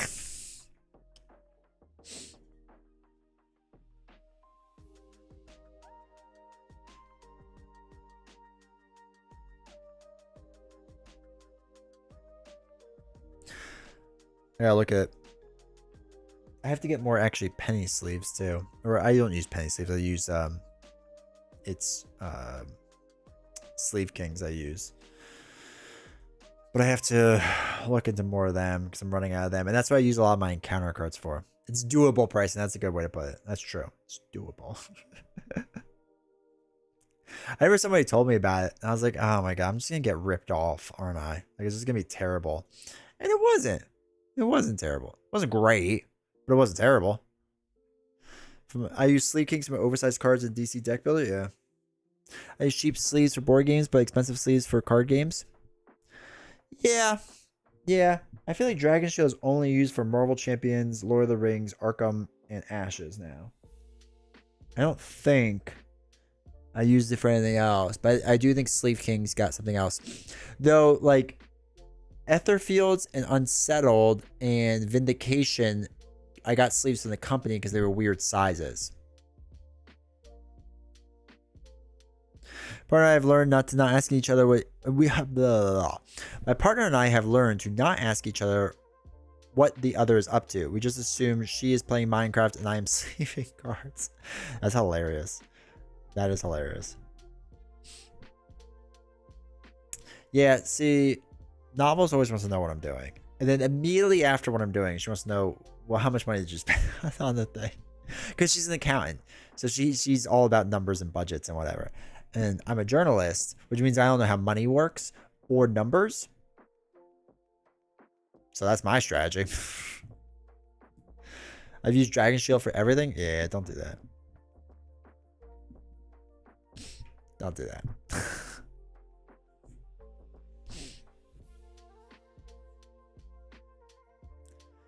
That's very cool. It's all right. It's all right. Though, if there was anyone young here and they were like, "Hey, I'm thinking about getting into journalism. What should I do?" I would tell you, find a different major. Do not do it. Game Genic. I gotta try the Game Genic sleeves. Game Genic sleeves. I want to try. I think because they seem cool and like a good price. And Game Genic, I've been impressed with everything else they have. So, anything you can talk about? Yeah, but something exciting. It's I work for a business-to-business magazine, so it's not like real journalism, which doesn't exist anymore. Like anyone you think is a real journalist, they're not. I used to be a part of it, like the guild, right? A journalist guild or association. And these people are morons. I'll tell you right now, as a journalist, I've met a lot of journalists, very high profile journalists as well, because I have some friends that work at the leading newspapers. They're all morons. Just tell you right now, they are not intelligent people. So journalism doesn't exist like it used to. Like the idea of like people that actually like dug for stories and like really went through the motions. And it's not even journalists' fault in general. The problem is a lot of these newspapers not give me a lot of faith in their institutions, man. The problem is severalfold. One is that objective journalism was always a lie, and it's one that all journalists now know is a complete lie, but we still masquerade like it's a thing. So that's annoying. And I don't even mean it from a political standpoint. I mean it from any standpoint. So obviously there's politics, and all these papers are owned by the same shareholders. Yeah. So the problem is there's no such thing as objective journalism. There really isn't. Because think about it. You have certain perspectives that you view things through, right? Just naturally. Your life shapes how you view things. So let's just say you're a Democrat, right? Just for argument's sake. Let's say you're a Democrat. It's fine. Whatever. Don't really care. What you will do is, even if you try to be objective, right? Even if you try as hard as you want to be objective, and you covered the Democratic side of an issue and the Republican side of an issue, depending on who you put first, most people don't read an entire story all the way through. Like, it's like, I think it's like 50% of people give up on a story halfway through, right? So anything above the fold, as it's known, is usually read. Anything below the fold isn't. And that's an old term you don't have to worry about, but basically, whatever. So naturally, because you're more interested in the Democratic side of things, you're going to put the Democrat side stuff first and their point of view. Also, generally speaking, more authority is given psychologically to the first perspective than the second perspective. Whatever is your first perspective that you're given, generally speaking, not always, you will think that that's the main perspective. So with journalism, if you are a Democrat or Republican, doesn't really matter, you will put your quote unquote your party first. And by doing that, because a lot of people won't even finish reading the story, they'll just say, oh, that's that point of view. That's the first one. So that's the problem, is that objective journalism doesn't really exist. So even if you try to be objective, you can't be. It's virtually impossible. Now, moving past that, most journals aren't objective. And then you get on top of it that you have sites like, what is it? Not IGN. Who was it? Game Informer? That was a big thing with this, where Game Informer was adjusting the reviews based off of who was giving them ad dollars. This is a very common practice in all B2C magazines, business to customer magazines, or business to consumer magazines, is the vast majority of them will rate things higher for advertisers. It's just what they're going to do, because they need the advertising dollar. Because we have gotten accustomed to magazines being really cheap, and it's not enough for circulation. So because we want our cheap magazines, we'll get them, advertisers will pay money. And they won't say it explicitly. It'll be like this like wink and nod that we all do to each other of just like, yeah, you're going to review my thing or talk positively about my thing. But if a negative thing comes out about it, well, maybe you don't put it in the front, right? Maybe you put it way in the back somewhere. This is how news dies, right? This is how news dies. Have you heard of Ground News? Yes, I have heard of them. I am personally a fan of something like this. I like all sides, but anything that just blatantly shows you what the quote unquote left side, the right side, and the center side is. The problem is it also makes me laugh because center is very broad. I don't know a pure center newspaper. Like the closest is like Wall Street Journal, where like its editorial board is to the left and its opinion column is to the right. And like they kind of butt heads, and that's kind of funny. But yeah. Anyway. I don't know if you all care about this. Newspaper, is there such a thing as pure center? No. I mean, some newspapers try, but like, so when I worked at a paper, I'm not going to say what, but I worked at a paper that tried to be objective about things. And the problem is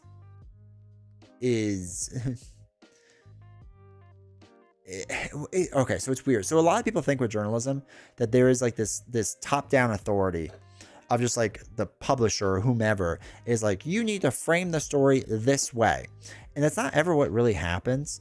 What basically happens is the person will come in and they'll write a story in a certain angle, right? And let's say they write it in the wrong angle, right? They'll get critiqued heavily for that article, right? The publisher or the editor-in-chief or whomever will come in and be like, hey, we really should have done this and this and this, whatever.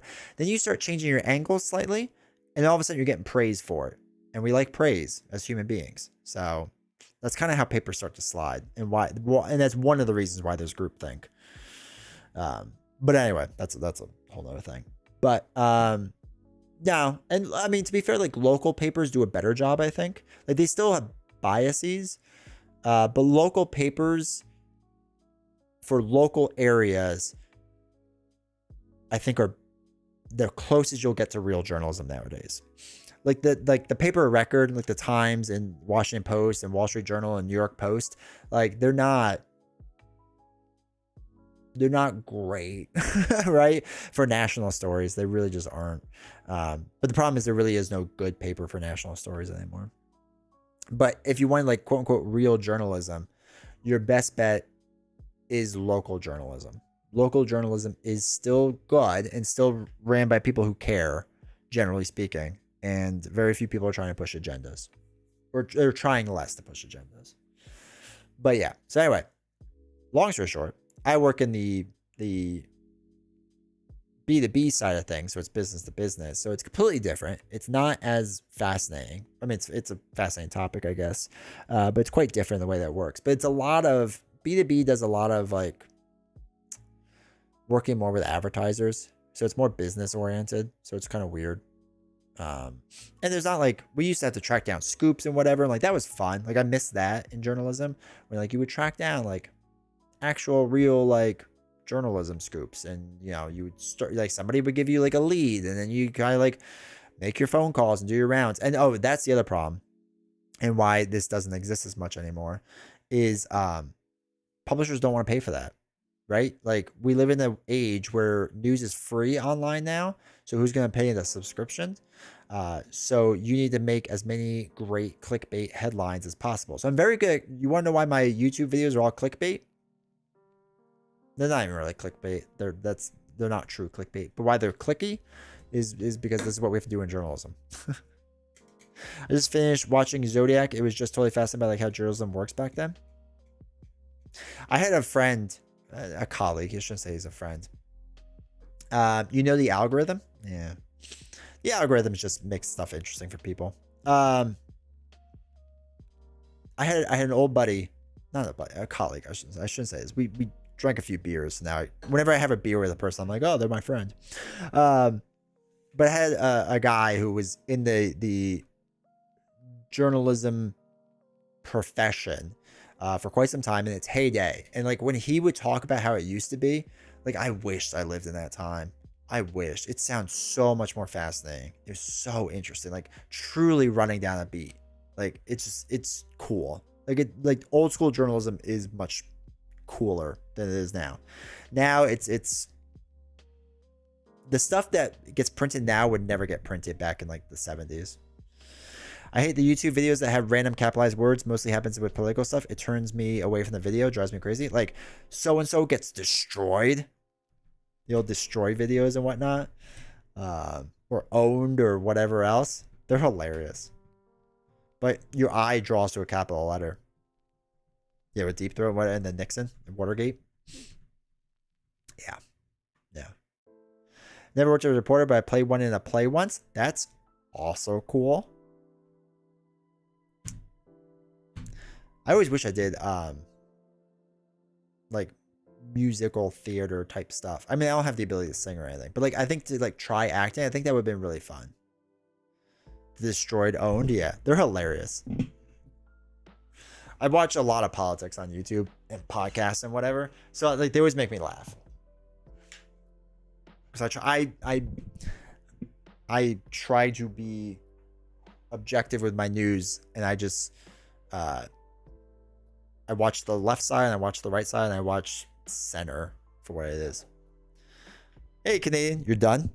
We crushed it. We taught Beast Snow how to play the game of Ashes Reborn, but then he left, so he didn't learn how to play the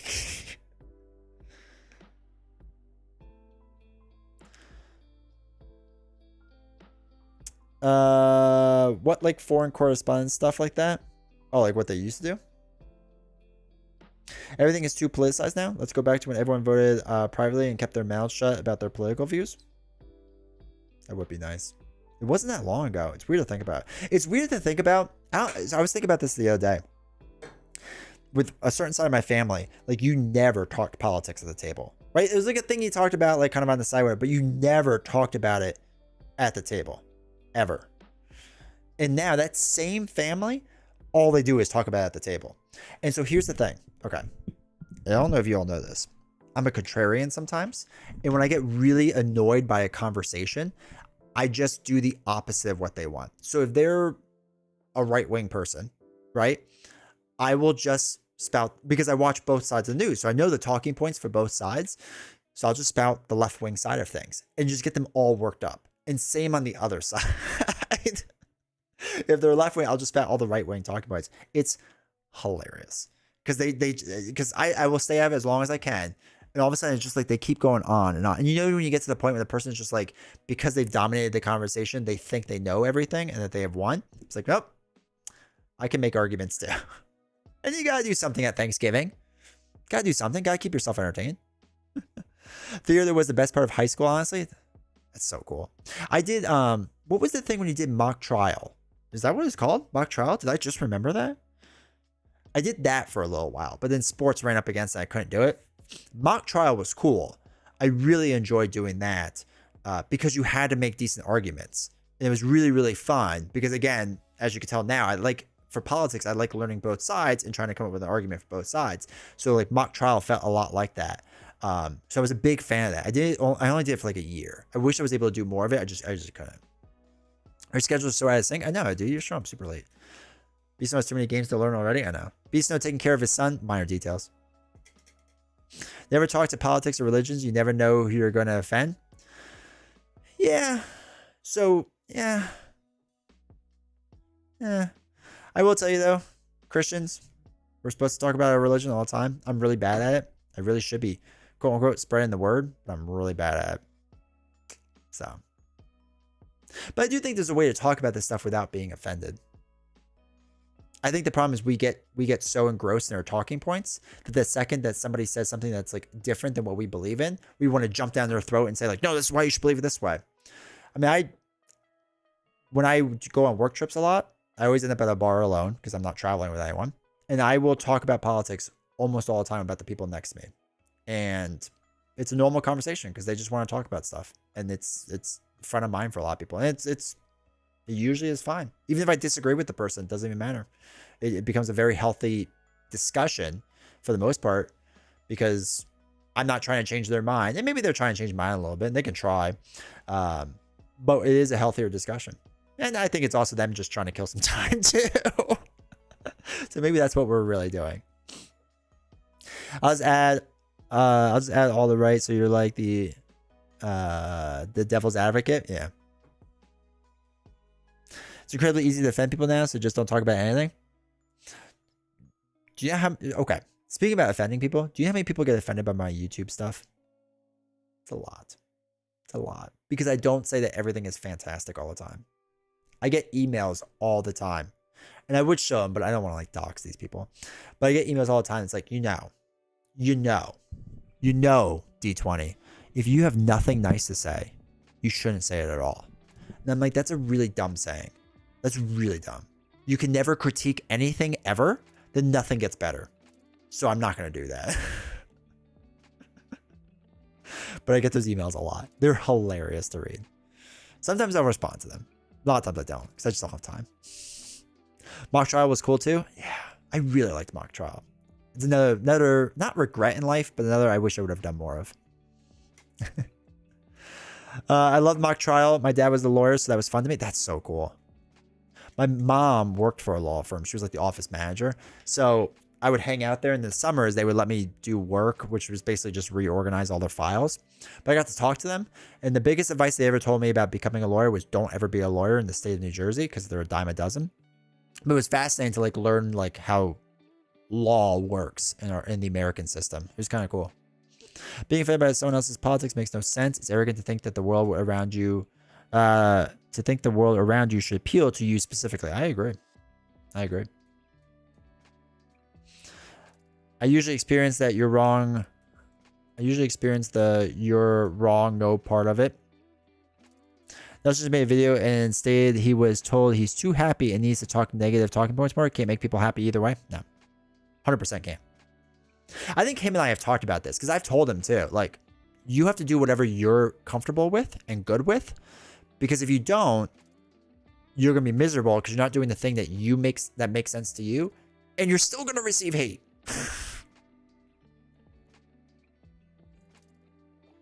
I remember debates. I heard the sky was green and somehow won that. That's awesome. That stuff was so fun. Hey, you want to go to school for 8 years? I studied for the LSATs. I studied and I was going to take it and I just didn't.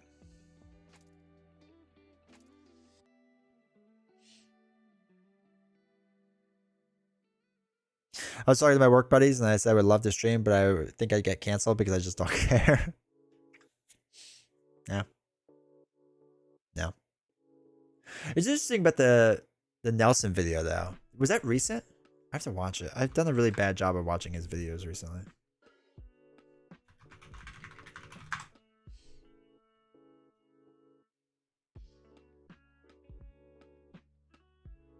Yeah. I have to look back. I have to watch his recap video. I still haven't done that.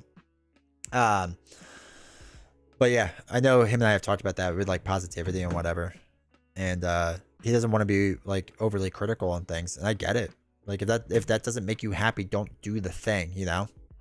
It's pretty simple to me, but I know some of the hate he gets, which is unfortunate. It was his which LCG is best for you? Okay. It's good to know. My brother became a lawyer. I work at a bank, so you know, hey, life's funny that way. That's awesome. Teachers thought I would be a lawyer, but ADHD just wasn't much of that at school. That's hilarious. What drew to me was your honestly about how you would feel about things. To me, that's the most important thing. I would rather... How to phrase this? I would rather be honest and upfront and upset publishers than not be honest. You know? Like, that's how I've always approached things. And I know... I don't know, no. I like 70 to 80% know that has burned some bridges with some publishers and things. Oh well. You know? Oh well. But this is also what drove me nuts about certain giant content creators that we won't name that have been part of scandals recently. Is that, you know, they will do things for publishers because they're getting paid by these publishers, so they won't say anything bad, or they'll exploit them for money or different things like that. And it's just like, I've said this before. I think there's a reckoning coming in the board game industry of these Kickstarter preview channels, because all the big ones are the same. They're all the same channel, basically, with the exception of like Watch It Play. It's like, for Rodney is the only difference. The rest of his channel, he still has like hype videos, but him in particular, with the exception of him in particular, and maybe a few other like mid-sized channels, like all the big ones do the same exact thing. And I'm you could see the writing on the wall on Reddit, on Facebook. People are sick and tired of it. People are sick and tired of it. And I think there's gonna be a backlash sooner than later. Yeah, I like your honesty and your taste in games. Let's go. At least you get an honest take on something. Yeah. I don't like you at all because you make me spend money. That's fair. That is fair. Thank you for being a mod.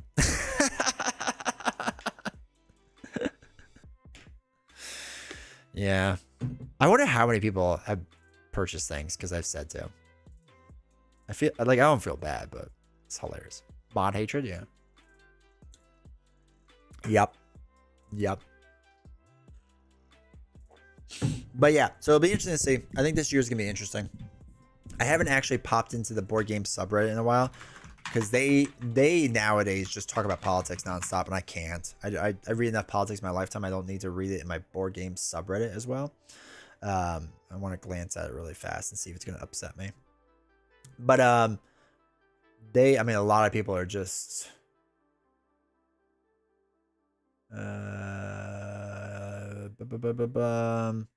yeah, they haven't had anything about content creators in a little bit. I'm only 2 hours ago. Oh, I can't. I already can't with that. I already can't. I can't. Okay. You just play the games that you're enjoying. You're not trying to sell me on something, which is nice. I mean, you are trying to sell me something with your merch, which I bought, but you're not like shoving it down my throat. Did you buy merch? Appreciate that. Thank you. By the way, everyone should buy merch all the time, constantly. But yeah. I mean, and to be fair, like the thing is, with what I'm doing, I mean, I guess I am selling things because I'm trying to sell memberships and subscriptions. Realistically, right? Like that's how I'm gonna. My statement is retracted.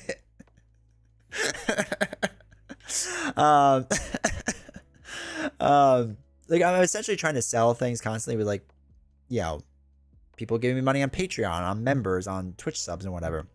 But all the value is there for free, right? So like, if you don't want to pay me, besides a few Patreon videos, right? And the only thing that's there that you can't get for free are unboxing videos, which I'm terrible at unboxing. Like they're not worth it in my opinion, but it makes me feel like I'm giving stuff to people. So yeah, it's that. And I do like a vlog series randomly on Patreon, and that's the only thing that's on Patreon. So, and like they're not anything special. Like it's literally just, it's kind of like this, like what we're doing now. Instead of just like talking about random things in my life, or the more the business side of things of like how much things cost and like what the actual revenue streams are and all that stuff and whatever. Like that stuff I guess is interesting to people, and like they seem to like it. So I felt like I wanted to do something to grow Patreon. So that was my goal. It's kind of worked, I guess. I don't know. We'll see. We'll see after this year. That's what the mods are for, hating the boss. Exactly. I bought Lord of the Rings on the whim because I love the IP. Then I started watching you and Nelson play games together. Now I have negative money. You're welcome. You're selling entertainment, exactly. If you make commissions, you'd be so rich. Bro, don't get me started in this industry that doesn't have commissions. The transparency there is very cool to see. Are you on the Patreon? Do you see everything? More transparent person. You're the most transparent person I've seen in this space. I appreciate it. I try to be. And you know what's funny too? Is I've had people comment to me. Alright, I'm gonna show you all a secret. You all And okay, I need to show myself. I'm gonna show you all a secret, and whoever watches this VOD a secret. Because a lot of people go, well, how much money do you actually make? Right? How much money do you actually make? I'm gonna show you all right now. This you can find out anytime. Anytime. Board Games Need, how do you hear about me? Exactly. Okay. So first off, if you want to know how much I make on Patreon, I leave it up there. So it's right there. I make $33.84 a month. I think actually how much I make. Actually, I think I make $32 after their fees and stuff. But anyway, that's what I make, right? $33. So if you're ever curious what I make on Patreon, I leave it there. This is an incognito tab. So if you just go there, that's what I make. Okay, cool. If you want to know how much I make on YouTube, roughly speaking, you go to socialblade.com and you type in your username and you look at this number. That is roughly most of the board game companies make close to what that number is, unless I had a crazy amount of memberships that month. But $380 is probably a little above average of what I make. I probably make closer to like 300-ish, right? Maybe 350 on a good month. Well, December was a better month, so take December out of the equation because that's not fair. But generally speaking, like this is a pretty close number to what I make. If you want to know how much I make on Twitch, go to Twitch, and right down here it shows sub points. This is on my my main page when like you get it or whatever.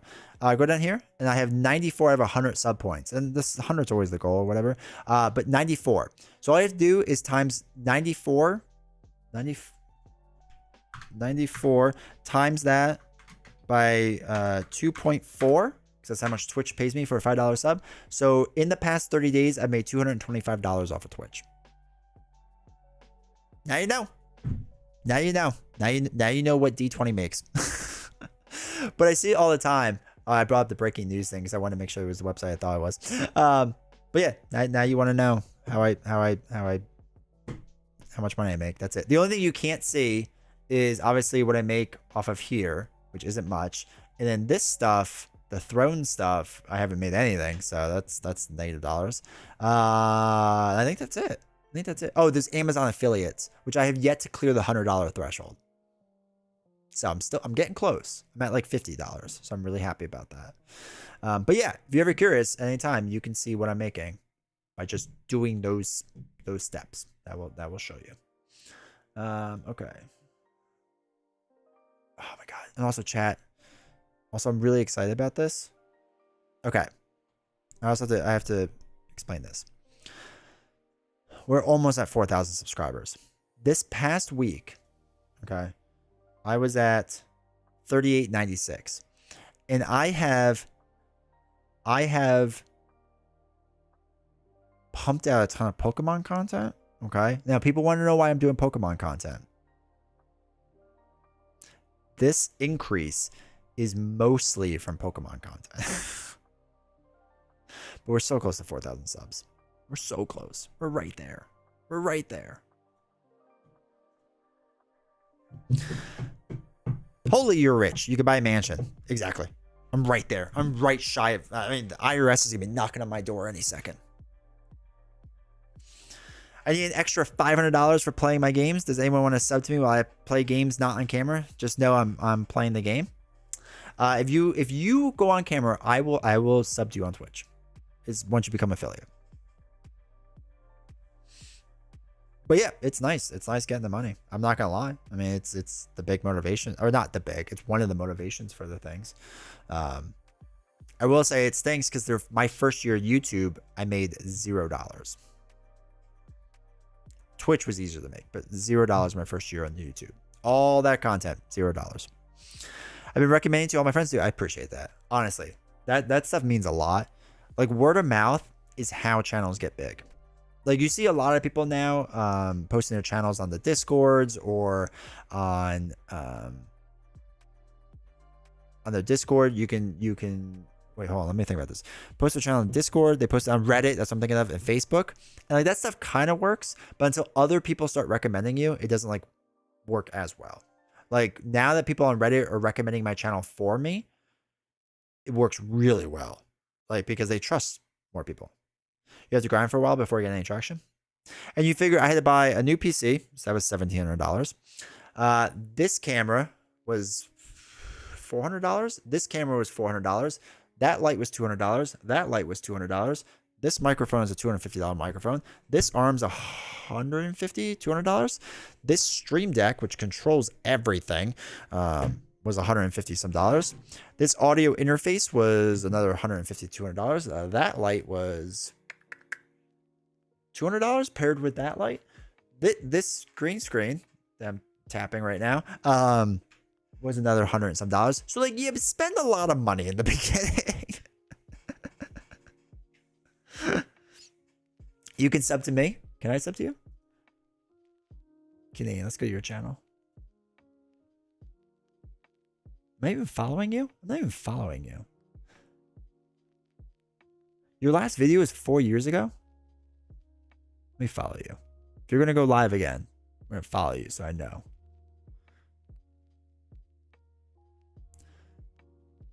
Just because Nelson did it doesn't mean you have to be your own person. For what? Spending all the money? Is that what you're talking about, Ziggy? I prefer to post on Reddit once I have a few more videos up. I think it's a bit mad for me to advertise with only one game for so far. That's fair.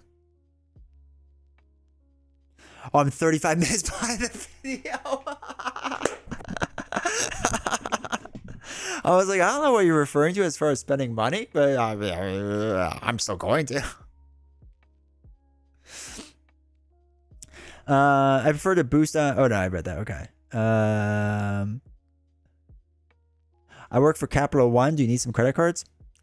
All right, Sooner Man. One of my hobbies is churning credit cards. I don't think you want me as a customer. I churn a lot. It's also how I pay for some things. I gotta let the hype build before my comeback. I love it. I will say once my Hulk and Ultron game is up, it'll be a quick watch. It'll be a 10-minute video. All you gotta do is make it at least 8 minutes. YouTube has a hard time. It doesn't have a hard time. It chooses not to push out videos under 8 minutes as much. Seeing different setups is cool. Yeah, we'll do the setup video soon. I think that video has a cat cameo. Where you spend money but you don't have to pay it back. Is that just called bankruptcy? Is that how that works?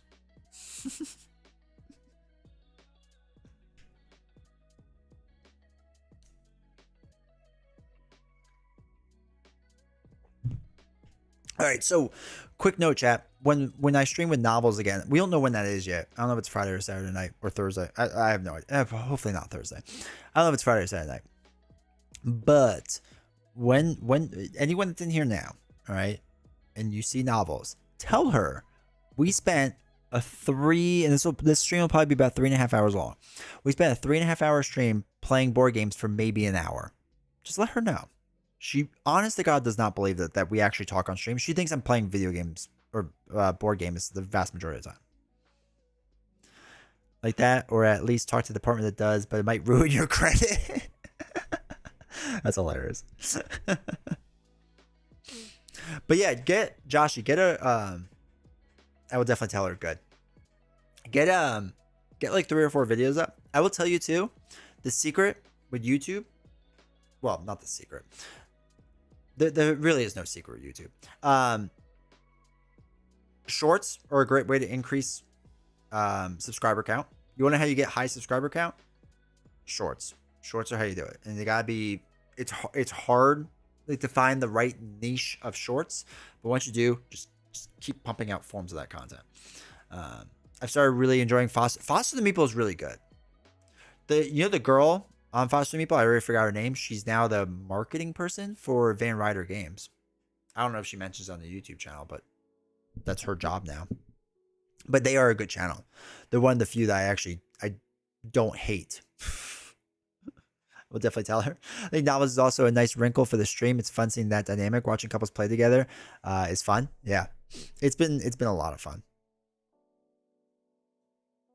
I mean, there's some Tommy Hilfiger, but Wrangler shorts. There's a bunch of different shorts.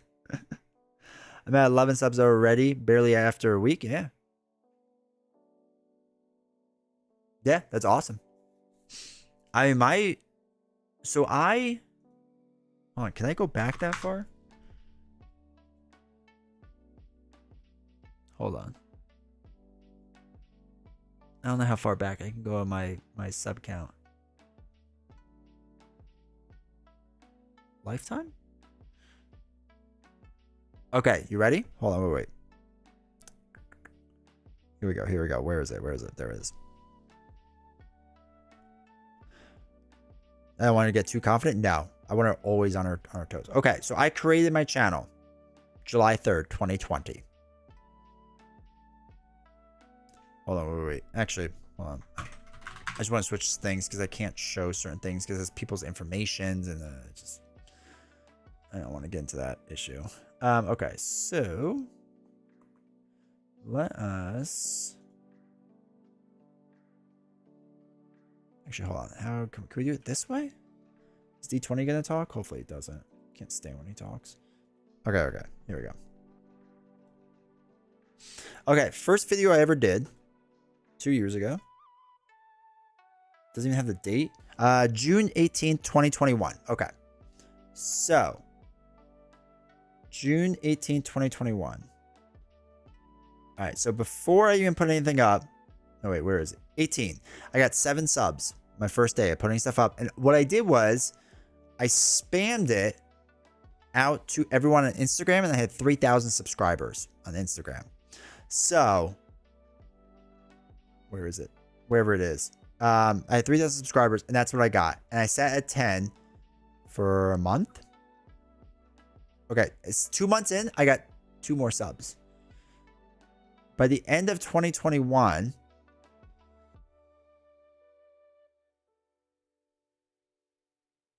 I was at 124 subscribers. So from half a year, I had 124 subscribers. So I know a lot of people are just like, wow, like you grew a lot and like whatever. But like when I talk about really my start is you figure here. So don't pay attention to like the leftmost of the tail, but around there, like when I talk about exponential growth, that's how it works. Like it's not linear, it's exponential. And this will continue to get steeper and steeper most likely. COVID streamer? Dude, I wish I was streaming during COVID. So when she's on, does your viewership go up? No, I don't think so. It's higher than it is for this. Like the Arkham stuff has done better than the Ash's stuff. The Ash's stuff does well though for us now. But I think Arkham is more popular. And I've talked about Arkham, so I know there's a few people that are interested. Something you should definitely track if you don't already. So we track roughly what it is. So, all right. A Marvel Champion stream will average like mid 40s concurrent viewership.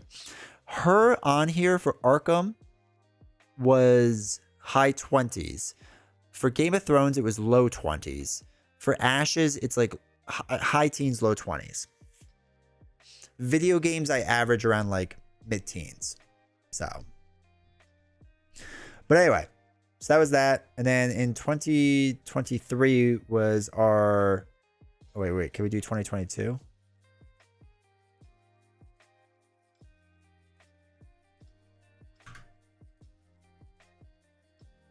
Yeah, apply that.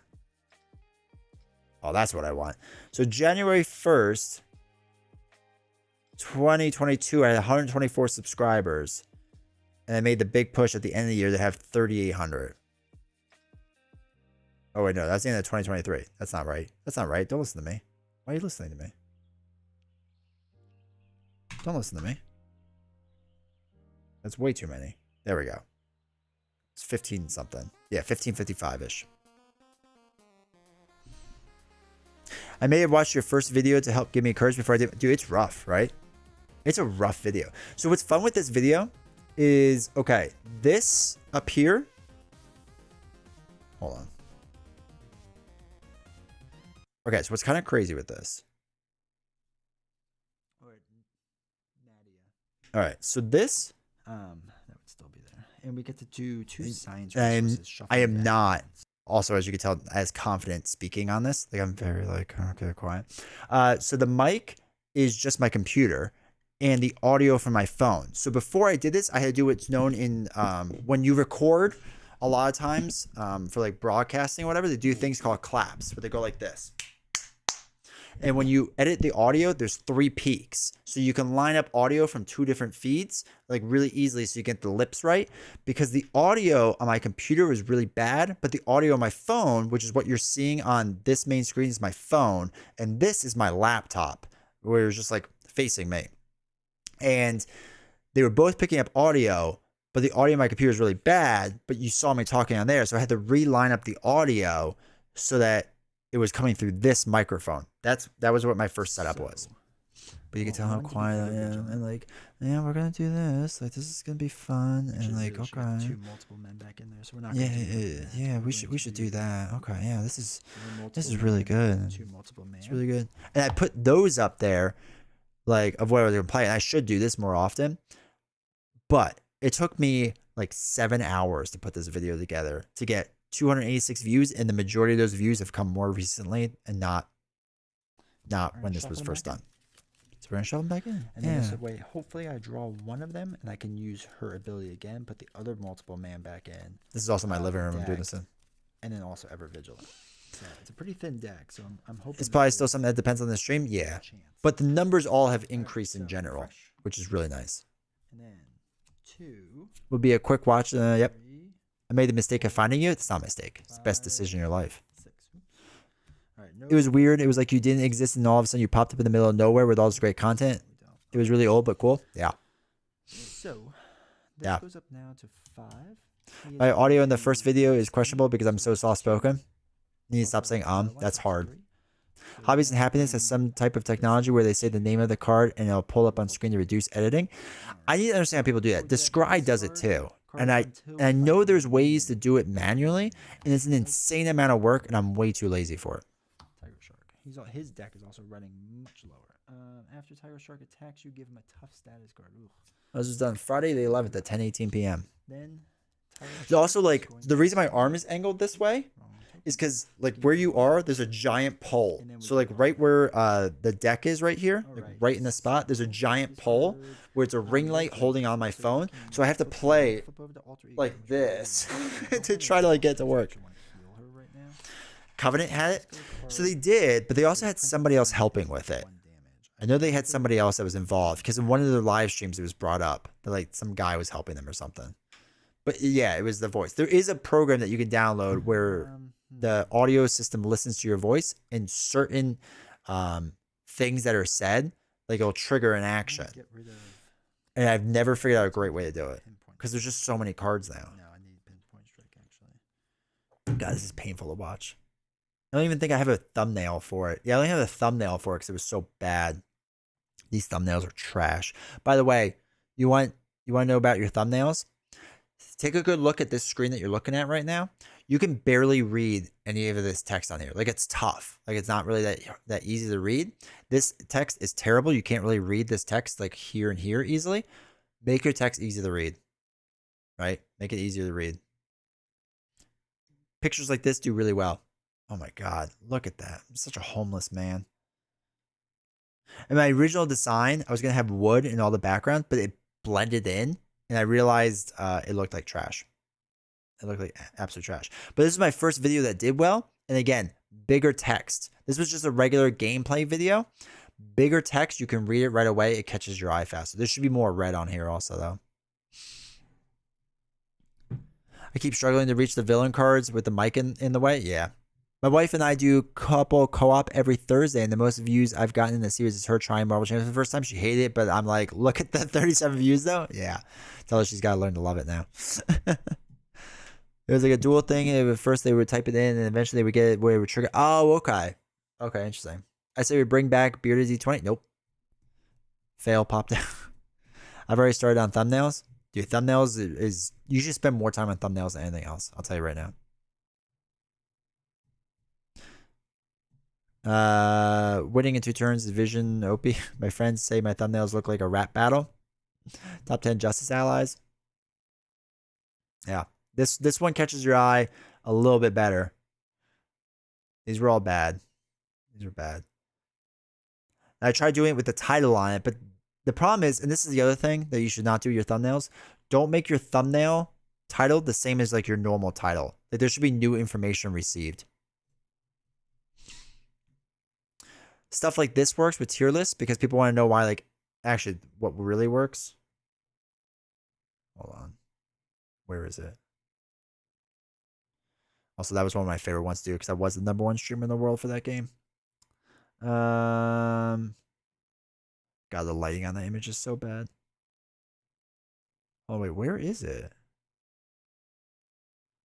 Like this, for example. Like there's no words in this one. And this one does well because it's an image and like the image conveys something and you kind of get it and whatever. And then this is still one of my most viewed videos at 22,000 views.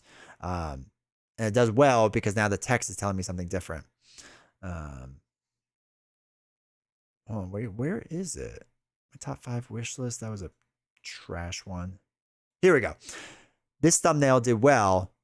Mainly because really this side, left side should have been bigger and it should have only been 3 colors. But a giant red arrow generally catches your eye, and it points downward, which most people be like, "Why is Doctor Strange thumbnail like downward? Like that's weird." So anyway, red works. Is Hulk good now? Oh, is that one of the things I had? Is Hulk good now? Yeah, that 2.3 thousand views. Green caught your eye. You're like, what was he talking about? Something different. When's the last time you played Lord of the Rings? We did it not too long ago. Blurred images never do as well as I hoped they would. I mean, the thing did all right because it was top 5 list, but they should have done better. This, I don't know why this has 9.3 thousand views. To this day, I do not understand why that thumbnail did well. Okay, when did I finally change my style? Because it was actually novels that looked at this and was like, you should probably do something else. This is kind of trash. I love my Pogger's face on everything. When did I change my style? I tried an experiment with this. It did trash. It was so bad. I hated it. Yeah, this is when I did one card, or I did one differently, which was expensive cards, and this one was good. That was finally a good one at 1.9 thousand views. See that Angmar video? Give it to your wife to let you know you're trash. I know, right? All right, and then here's where I started to change how I did things. And again, you can see I went from like, well, actually some of these views are actually not bad nowadays. 500, 400, what YouTubers to watch. That's a Reddit reply. 800, a review doesn't count. All right, 700. Man, are people watching these old videos? Okay, here's what I expect. 200, 200, 200. Like that's the videos I'm used to. Okay, so then these did really bad. Because the first one did well, and the problem is there was not enough difference in these thumbnails. So when you quickly glance at this row, you think it's the same video over and over and over. So that was a really bad design because the first one got 700 views and they got progressively less because series don't do well because they think they already saw the thing. So anyway, that was a really poor decision on my thing. Then I started doing this versus thing, and this is done better, as you can tell. I mean, they have 1,000 views instead of like 400 views. Then I tried switching. Oh, I switched the sides at some point too. Oh, sorry. I can talk about thumbnails all day, but your thumbnails are the most important thing you can do. So I'm dealing with basics. Canva. Use Canva. It's so good. So Novels has a pro account, so I use hers. But even the basic account, you can make some good thumbnails. Do it that way. All this stuff that you're seeing here is done through Canva. I'm not doing it. How to advertise the book I'm writing. First draft is almost done. I'm thinking about doing a video about it to see how it works. That'd be cool. Yeah, I'm using Canva. Yeah. The versus, like these versus things. Yeah. Yeah. What's crazy though is every now and again I'll switch it up. Hold on. Let's see if we can see it. So like this video is just the Venom gameplay. I will tell you right now, this will do well. This will do well. Same with this, the Web Warrior deck one, right? Playing Web Warriors Fanatics Spider-Man deck against Venom Goblin. This thumbnail did well because it wasn't a generic versus one, right? Even though the versus one does all right, 561, 479, 510, 569, 8, like these are all fine and whatnot. But like now I do Valkyrie, 780, right? Where's another one? Miss Marvel only got 480, which is just disrespectful to her. 396 on that one. Jeez. Valkyrie makes it look easy. 1.1k.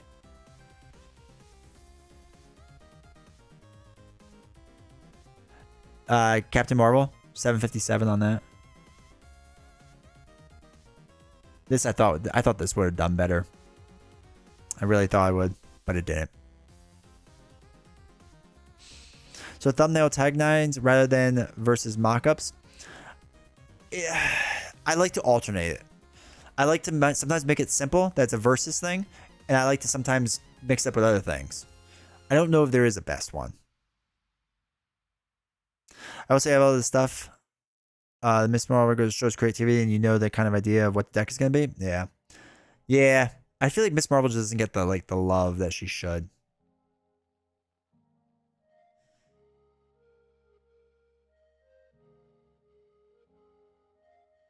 This thumbnail also did really well. The Nelson one. I stole this idea from a streamer I really like called Small Ant, and this thumbnail was one of my favorite ones to do. And I think I told Nelson to try it, and I don't know if it did as well for him, but 1.5k views on that Iron Man one. I was shocked it worked that well. And I tried doing it again for Villain Theory. It was 734, which wasn't bad. I want to do it again with somebody else. She-Hulk has made me want to go back and play Hulk because you stated she was ahead of her time. Yeah. Yeah. She-Hulk is good, man.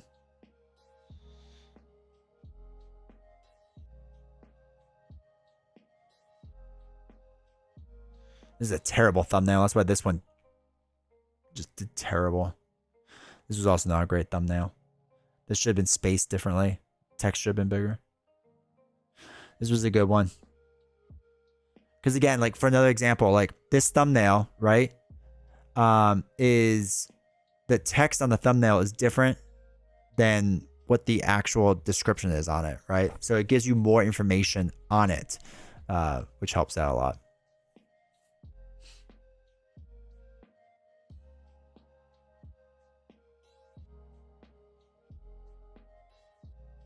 All right. I guess that's enough of this. I could do this all day. But like I'll find a channel that I like and just literally just stare at their stuff and look at their thumbnails and see why it works. But like so many of my older videos, like this stuff just keeps getting views. Even this video from 2022 keeps getting views. This one still gets views and it shouldn't.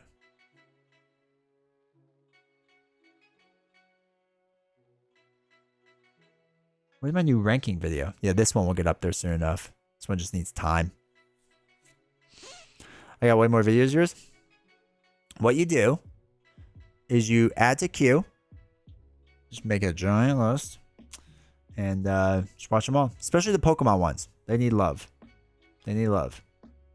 I'm working on that stuff. It will get there. It will get there. But my shorts, I mean, if you look at shorts, it's just Pokemon stuff now. That's all it is. And they're getting 1.5 views. This one has 600, which is weird. 1k views, 1.2k, 420. 1.1 views. Us streaming, only 200. 1.9, 1.6 for a video game. 1k. Shadows of the Past, because everyone loves Shadows of the Past. 1.7.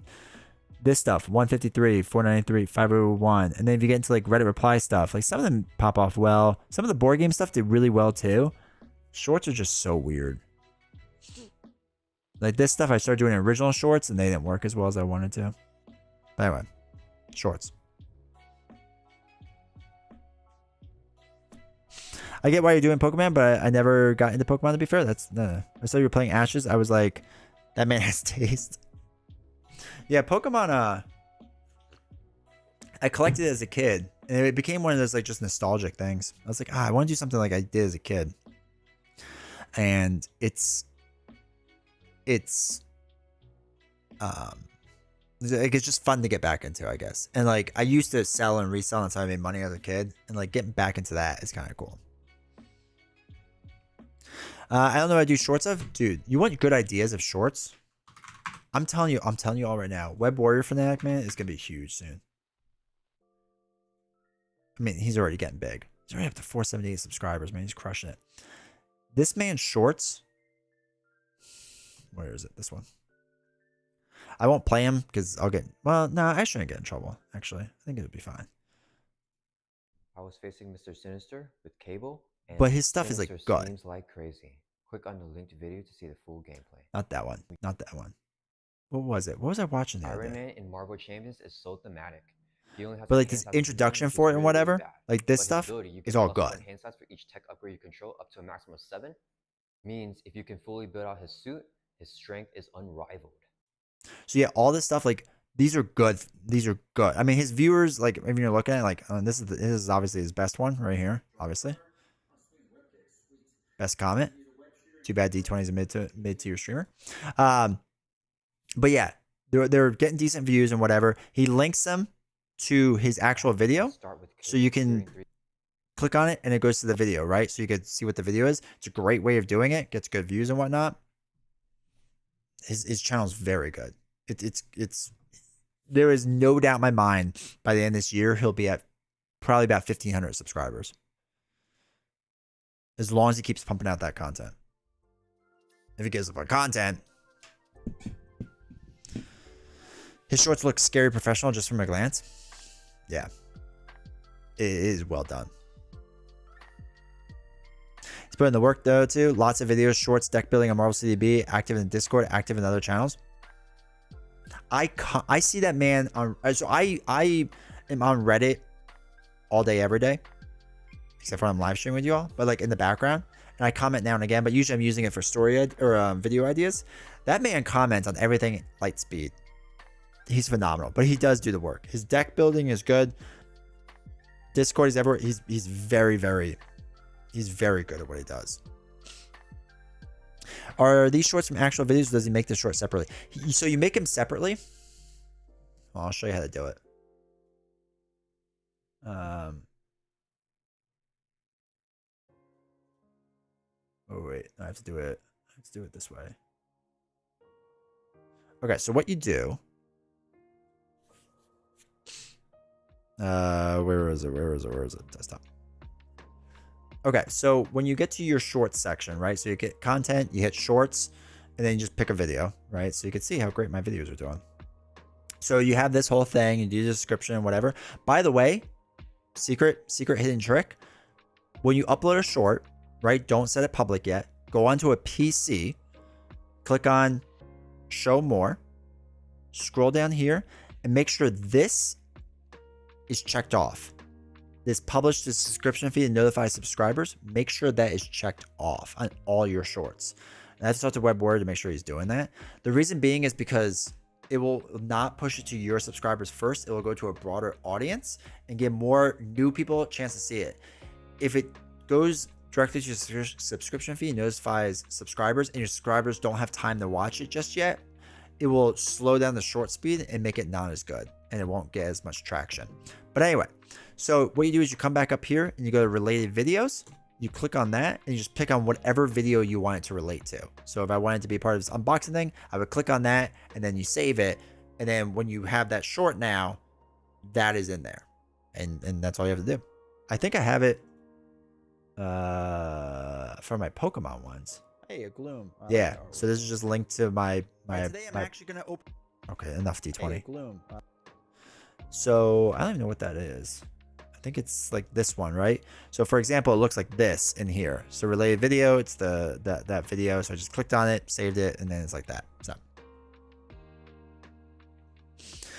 but he will generally do the short separately. What you can do is, if you really get ambitious, and the way I do some of the shorts on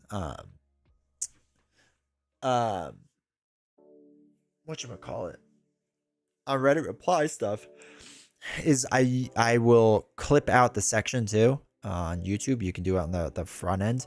You could do it on anyone's channel. Clip out the stuff and run it through an editor. I forgot who I use. I use it because they gave me a subscription for a short time, and I'm not sure if I still have it, but they like reformat it for you. So,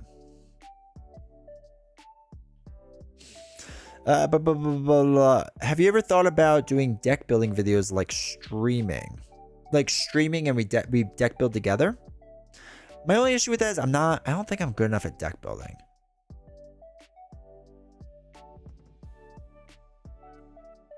So maybe. Also make sure it's my cat interrupt. Anything that's funny. Anything that's funny. Funny or knowledgeable. Those are the two things. That's what people come to YouTube for. Entertainment or to learn something. So make your channel based off of that. Or shorts or whatever. Cat videos and they hate me for playing a bunch of cards.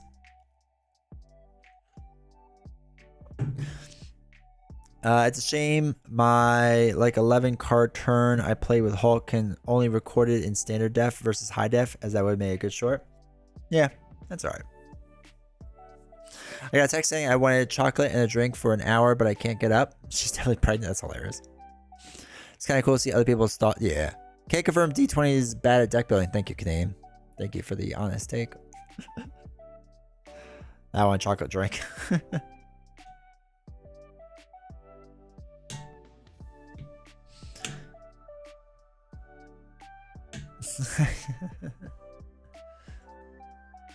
Yeah, I don't know. I might do it sometime. I don't know though.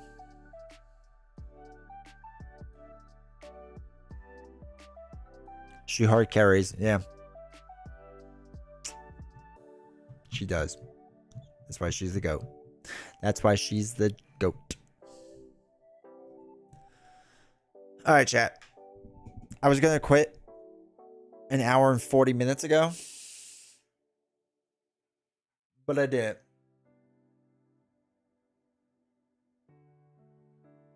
Yeah, don't sleep. Sleeping sounds like the worst. Oh, excuse me. All right, chat. I'm out of here. So, join the Discord. So I did a test play for Hulk. Time for another game? Nah. Yeah, thank you for listening to my hour some rant. I'm sure I'll find out in the VOD who I offended with my discussions about whatever. Maybe not. So appreciate the entertainment. Yeah. We had to keep him up. Just keep him talking. It's real simple. D20 loves to talk. You want to know why I'm an okay streamer? Because I have no problem talking nonstop. All right. So join the Discord because I don't know. I do hate sleep. It's the worst. I don't know when Novels and I are going live. If it's Thursday or Friday or Saturday. So I'll let you know once I know because she's got to tell me when she wants to. And I don't know what we're playing yet either. So double whammy on that one. But hopefully we'll figure that out soon and we'll play. It's going to be Arkham most likely. I don't know. We talked about playing Endeavor, which I really want to play again, but I don't know if this table will fit it. So I have to figure that out. Maybe it will. We'll have to try it. I don't know. We'll see. Maybe we'll try something different. But anyway, she wants to stream again this week, so we're going to do that. Super hyped. And then I won't be live again most likely until Sunday. But Sunday, we're going to do a challenge. We are going to do the 5 toughest villains, in my opinion, against a hero. And I think we're going to do 2 hours. I have 2 hours to beat it. If I don't, I'll give 5 memberships to chat and 5 Twitch subs. If I do, then you all have to shower me in like nonstop cash, or just hit the subscribe button on YouTube and the follow button on Twitch, or follow me somewhere else, or join Discord or something. I don't know. Just do whatever. But I think we're gonna do that on Sunday night, so I'm super excited for that. We're not gonna do Valk. We're not gonna do Loki. We're gonna do Red Skull because I can't play Loki. It just bores me. We're gonna do Red Skull, Ronin, Thanos, Venom Goblin, Magneto. And see how that goes. I actually expect to lose, but I would make it close. Valk would make it too easy. Last time we did with Valk, it was way too easy. People got upset. Sounds fun. It'll be something. Hopefully fun is what it is. I hope. Oh, I had to like try something really fast.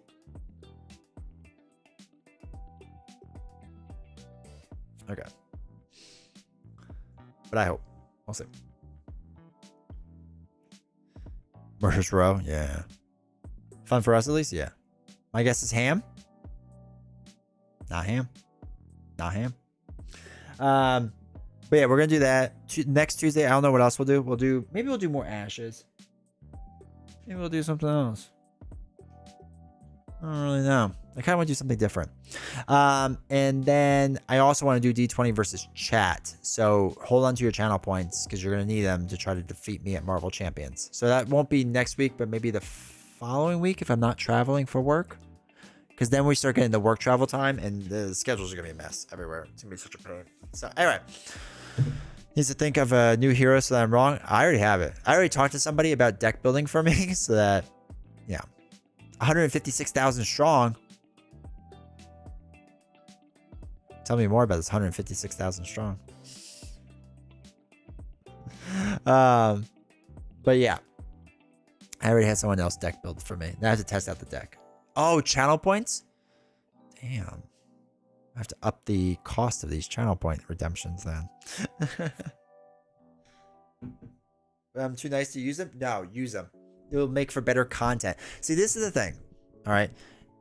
If you use them, I get better content. If I get better content, I can make a better video. If I can make a better video, we can trick more people into coming to watch the live streams. If we trick more people into coming to live streams, we can get them to buy more games. If we get them to buy more games, we feel better about our terrible purchases. You see, it's the cycle of life. So help me help you by you not helping me. Right? Right. I wish I could save money like I saved D20 channel points. Don't we all? All right. If you give a moose a muffin, there's your thumbnail. Yeah. All right. All right, chat. I appreciate you all hanging out. Thanks for being here. Thank you. The members happened like right before stream, so I appreciate the members. Thanks for the sub tonight, Gingineer, and the follow. Thank you for the raid earlier. All that stuff I really appreciate. All that stuff really helps out. If you haven't yet checked out the merch, because I have to trick you all into buying this stuff so that you support me. Oh, I literally just got signed out of Restream. I hate Restream, so we have to do it manually. Because Restream is the worst platform in the world. Anyway, there's the merch stuff. Check it out if you want to. Same with Patreon, all that fun stuff. But mainly Discord because it's free and it's fun in there. So anyway, appreciate you all. Thank you for hanging out. And I will see you all sometime later this week. Take care.